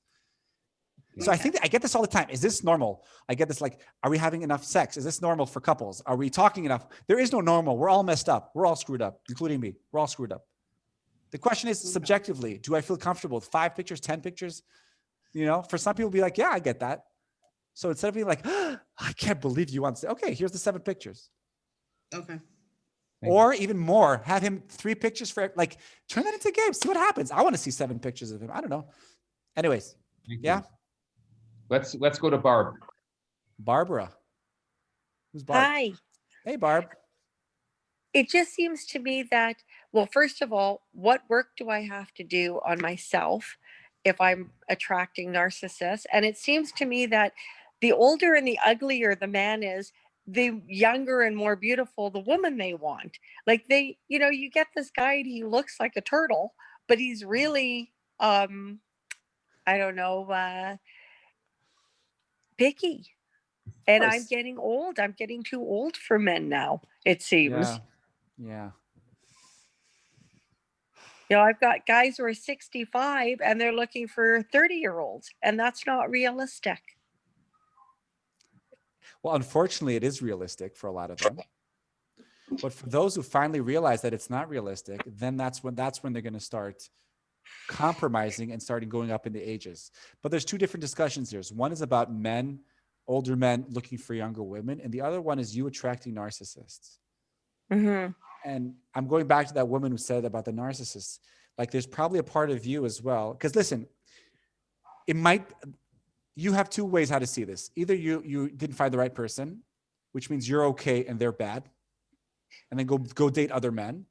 Or I always choose the interpretation that gives me the most agency, that puts the most shadow on me. So I'm choosing to, and I'm not saying it because it's your fault. I just want to give you more agency. But I'm going to go with the opposite. Instead of saying they're losers and they're all baboons, and you should just retire and become the sweater cat woman that has 4 cats and wears different sweaters every day before you turn into the cat woman.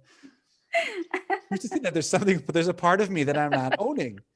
There's a part of my aggression, my anger, my narcissism that I'm not owning enough. And there, when I'm coming to dates, I'm coming off as like this Oliver Twist. Please, may I have some of your attention? They're like, no, you won't have any. Yes. So that's what I would say to you. So work on yourself more and then just have fun. How and if do he's I a narcissist, work on myself?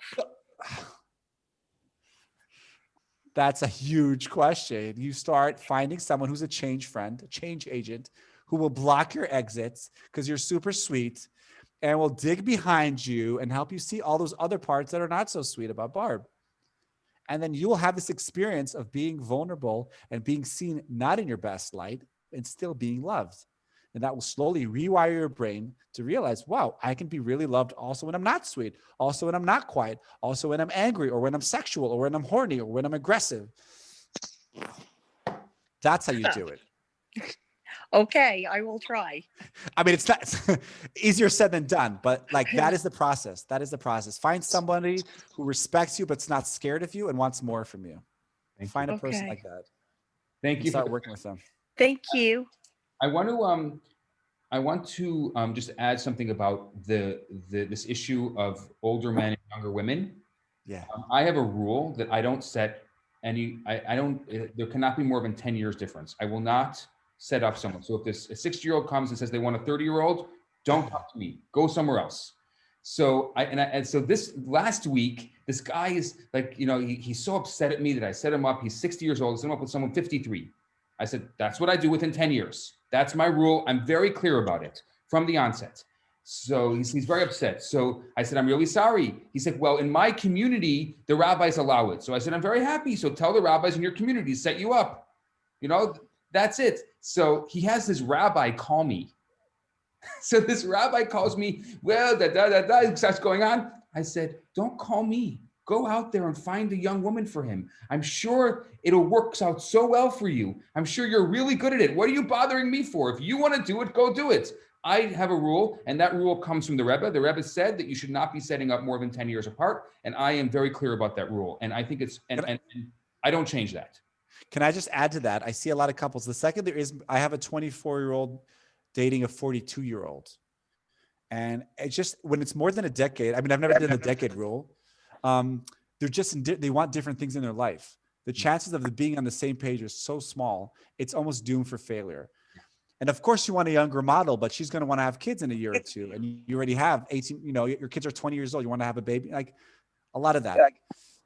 So, Oh, okay. I have to talk about this reverse. Wait, I get this all the time. Okay, can we talk about this? Older women who are disqualified in dating younger men.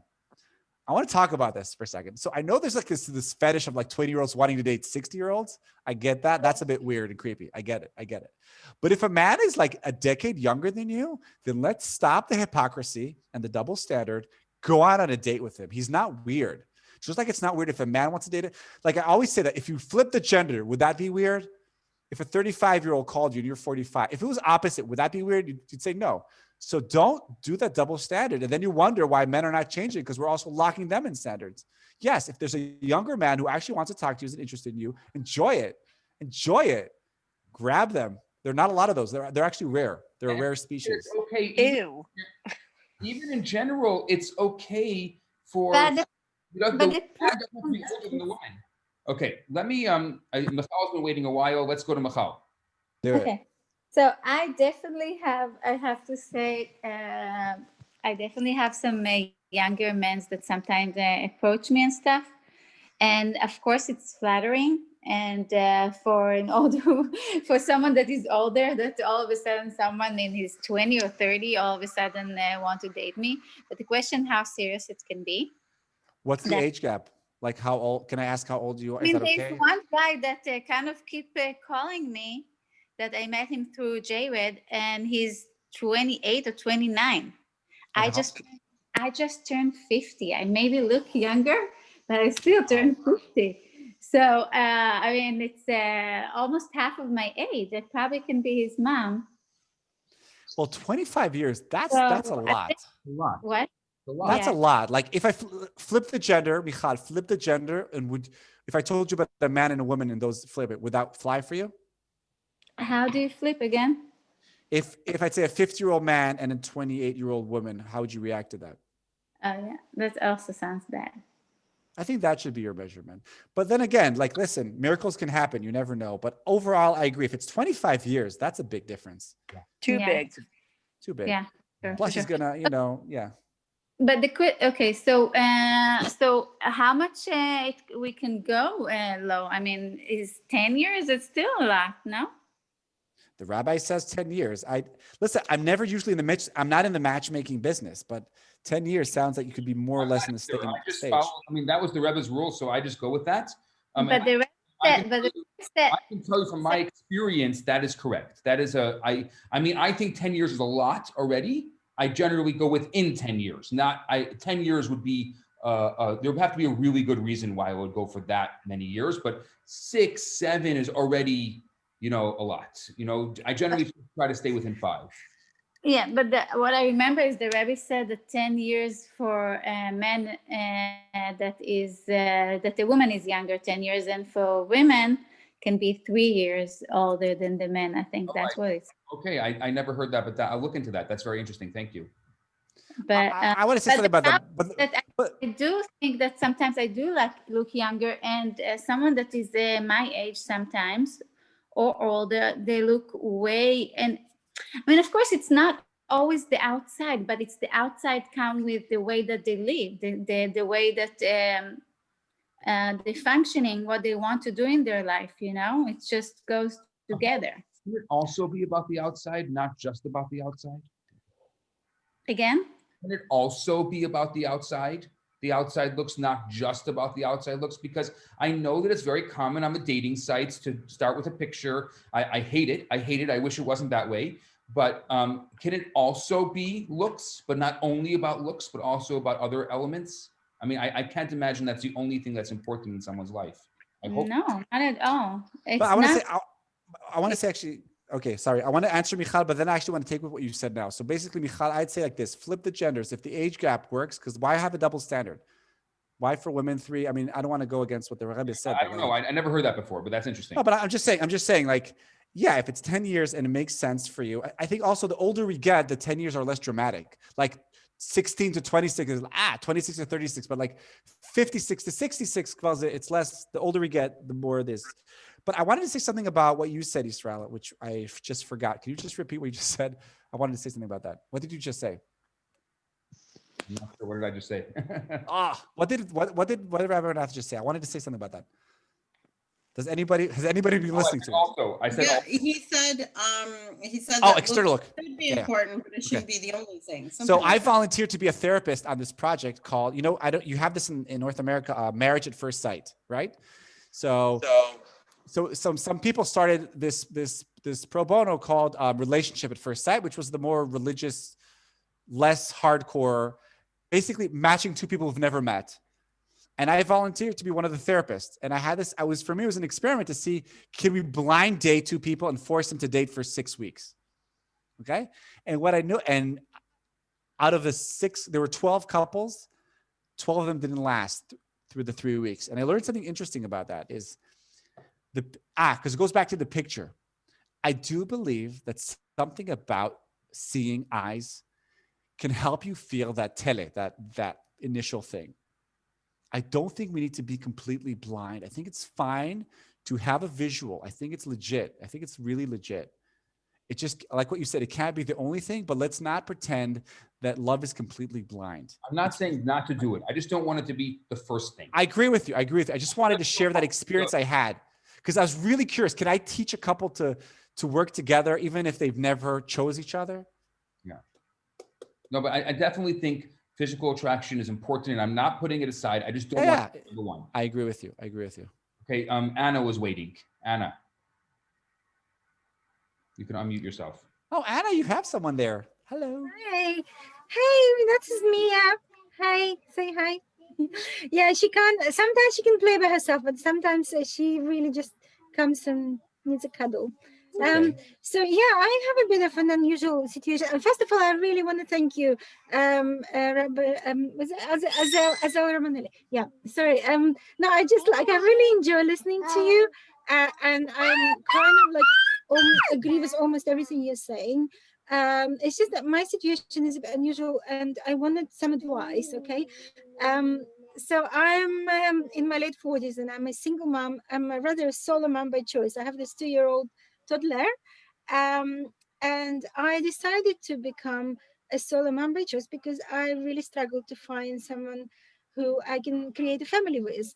Yeah. And so now I feel like I have no pressure to look for someone to have a child with, but I've changed so much, and because I've all this transformation from a single, never finding relationship woman to a single mom, and also I guess because I look different now, I'm older, I'm not quite sure what I need right now, but I really just want to have a relationship and complete family. So what would you say? I feel like that was more of a statement, a declaration of what you want than a question. Wow. Perhaps what's happening because now I'm is just really confused. I'm really confused. I don't know where to start. I decided that I want to go to a shadchan, but most shadchan, because I'm not a modern Orthodox. I'm a traditional woman, but I come from a secular background from former Soviet Union, and I am really, I really, respect and I had good Jewish education. I respect the traditions, and I'm willing to go further on my spiritual journey, but I'm just finding difficult because in England, I'm from London, okay, and in England it's really hard to find shadchanim. Most of them are in either Israel or US. So yeah, and even like I've been on a couple of sites that involve shadchanim. And it's. What's your question, Anna? Do you have a specific question, or you just want to float up your Question desires? is, the question is, how do I? Okay. You're doing great. How do I present myself now, and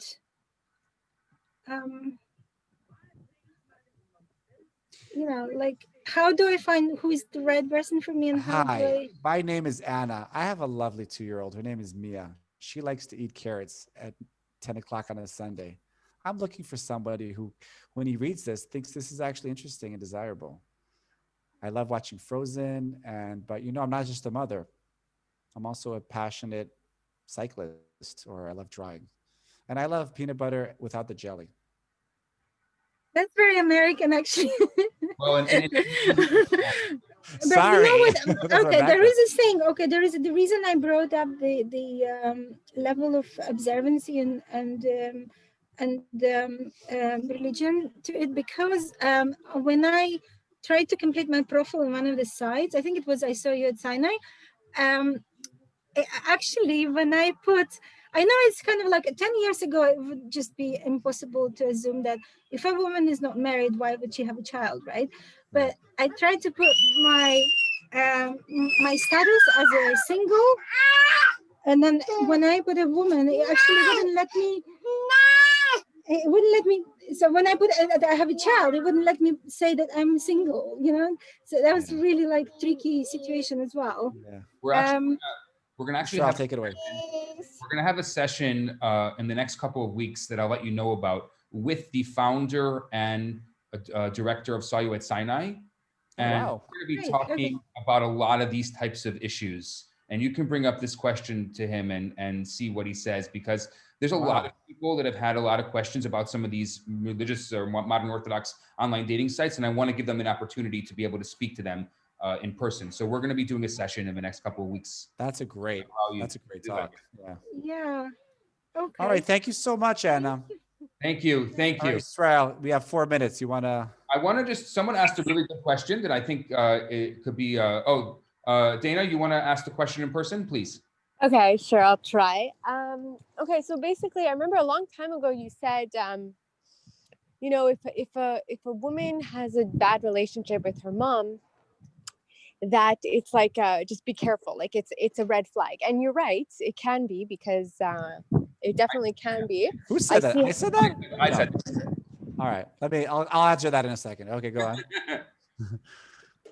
Go on, finish. Yeah, so I see how it can be, because a lot of those unresolved issues get projected onto the people that, you know, is close to that person who has the bad relationship with their mom. And it's a lot of baggage, unresolved issues. But sometimes it's a lost cause, and you can't change it. You can't fix the relationship. And you tried, and you went to therapy, and nothing works. So, but you can work on yourself. So what if you have a woman who has a bad relationship with her mom, but has done a lot of self-work? She meets a guy, and the guy's like, how's your relationship with your mom?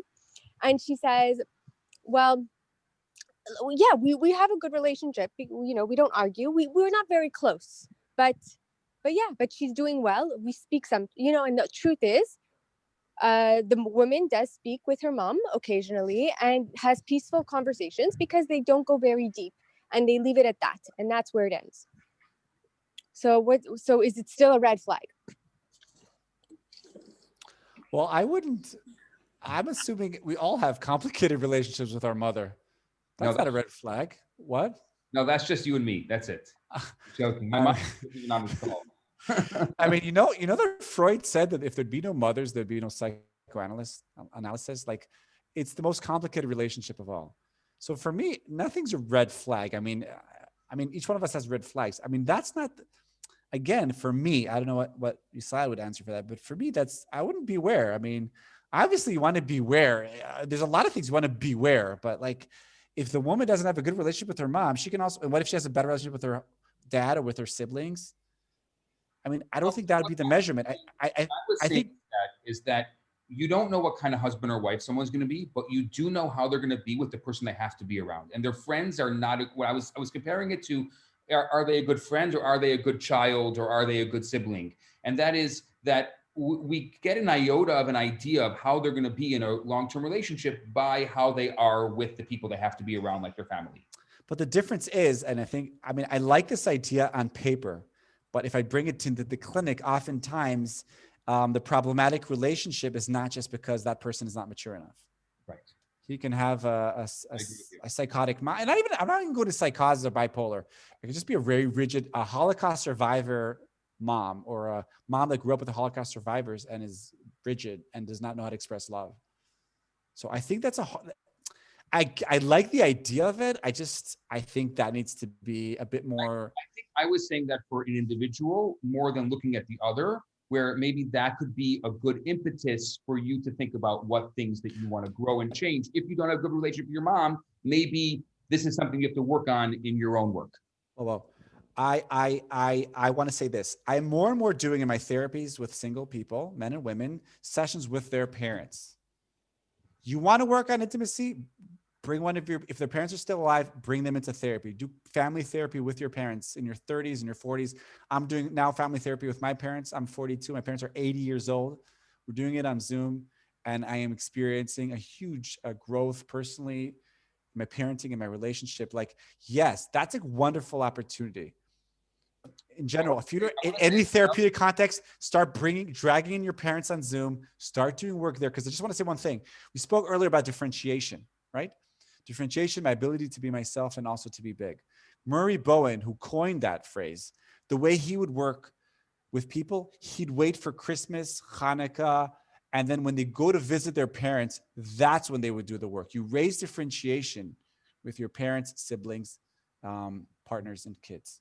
So instead of saying you have a bad relationship, no, say, oh, you have that? Let's go into that. And then practice standing your ground, being differentiated, owning it, being open with your parents.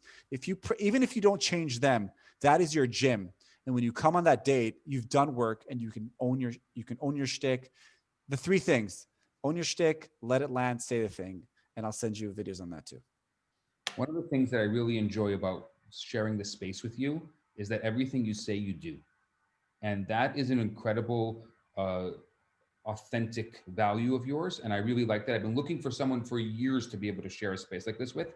And one of the things that really excited me from the beginning, and it still continues throughout all of our discussions, is that what you say for others to do is what you have done and do yourself. And that's really powerful. It really is, because I try to, I at least above 90%. Because I know that all therapists are hypocrites, like all rabbis are hypocrites, okay? But I try to own my hypocrisy.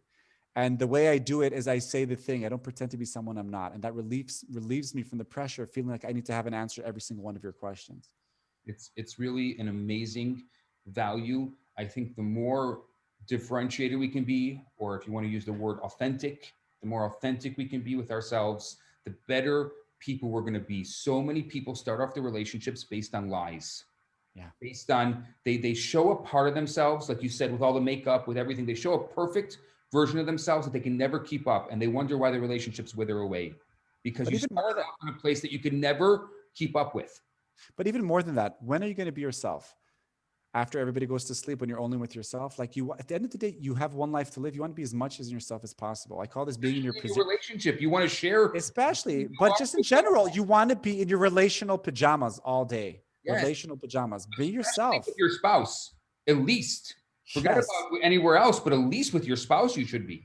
And if you don't have a spouse, at least do it in your workplace with your friends. Be yourself. And you might lose some friends, and you might lose some friends on the way, but you will attract to your life people that are more honest, more vulnerable, more differentiated. Yeah. Somebody says, I love relational pajamas. I know, exactly. It's so true. Relational pajamas. And the funny thing is, look at your friends. Who are the friends you hang out with? Are you real with them? Or are you fake with them? Do you put up a big smoke screen? Do you know? And I've thought about that in my own life. Like the people who I there was a point in time where I enjoyed being around people who I can look good in front of, and make me feel good. But that's not really what I'm looking for in a friendship. In a friendship, I'm looking for someone who I can be in my relational pajamas with. I love that term. New term, relational pajamas. I think it's a great way to end off our session today. As always, this has been absolutely enlightening. I apologize. We didn't get to all the questions again, but I guess that's good. It means there's always for more.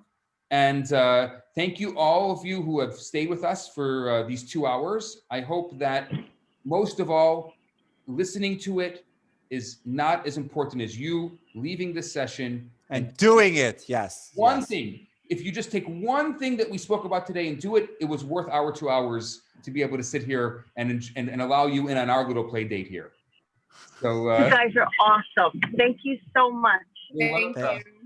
Thank you. We'll send you follow-up emails, and this will be on Facebook. You want to tell them Facebook? We'll put the record. We're going to send you the recording. You'll get the recording, and we'll do another one of these. Let's do another one of these. Yeah, we'll do another one. Definitely. Yes, do another one, please. We're going to be working on these small group sessions that people have been asking for. We're going to figure out the dynamic of it, how it's going to work, and we'll let you know in the next week or two exactly how these small group sessions are going to work. Because it's one of the things that we've been working on now, and there's a couple other things that we're working on. And if you want the recording of the session, we're going to email. You're going to get an email from Assael, an email from me. The email from me will have the recording of today's session, so you can re-listen to it and re-listen to it. And my email for me is going to be with some of the content, some of the things I mentioned. I'll just send you a podcast and stuff. Absolutely. All right, go do it. Go on dates. I want to hear next time we meet. I want to hear some of your adventures. Absolutely. This works. Try us. See if this works. Our tips. And whenever Assael and I have, we do a lot of voice notes together. We have always a sign off. It started with Assael started this sign off. I don't know how it started, and I always took it. And our sign off is stay Jewish. Stay Jewish, everyone. So stay Jewish. Good luck. Stay silly. Stay playful. Good day, everyone, or good evening, or good night. It's good to see everyone. Have a good one. Bye.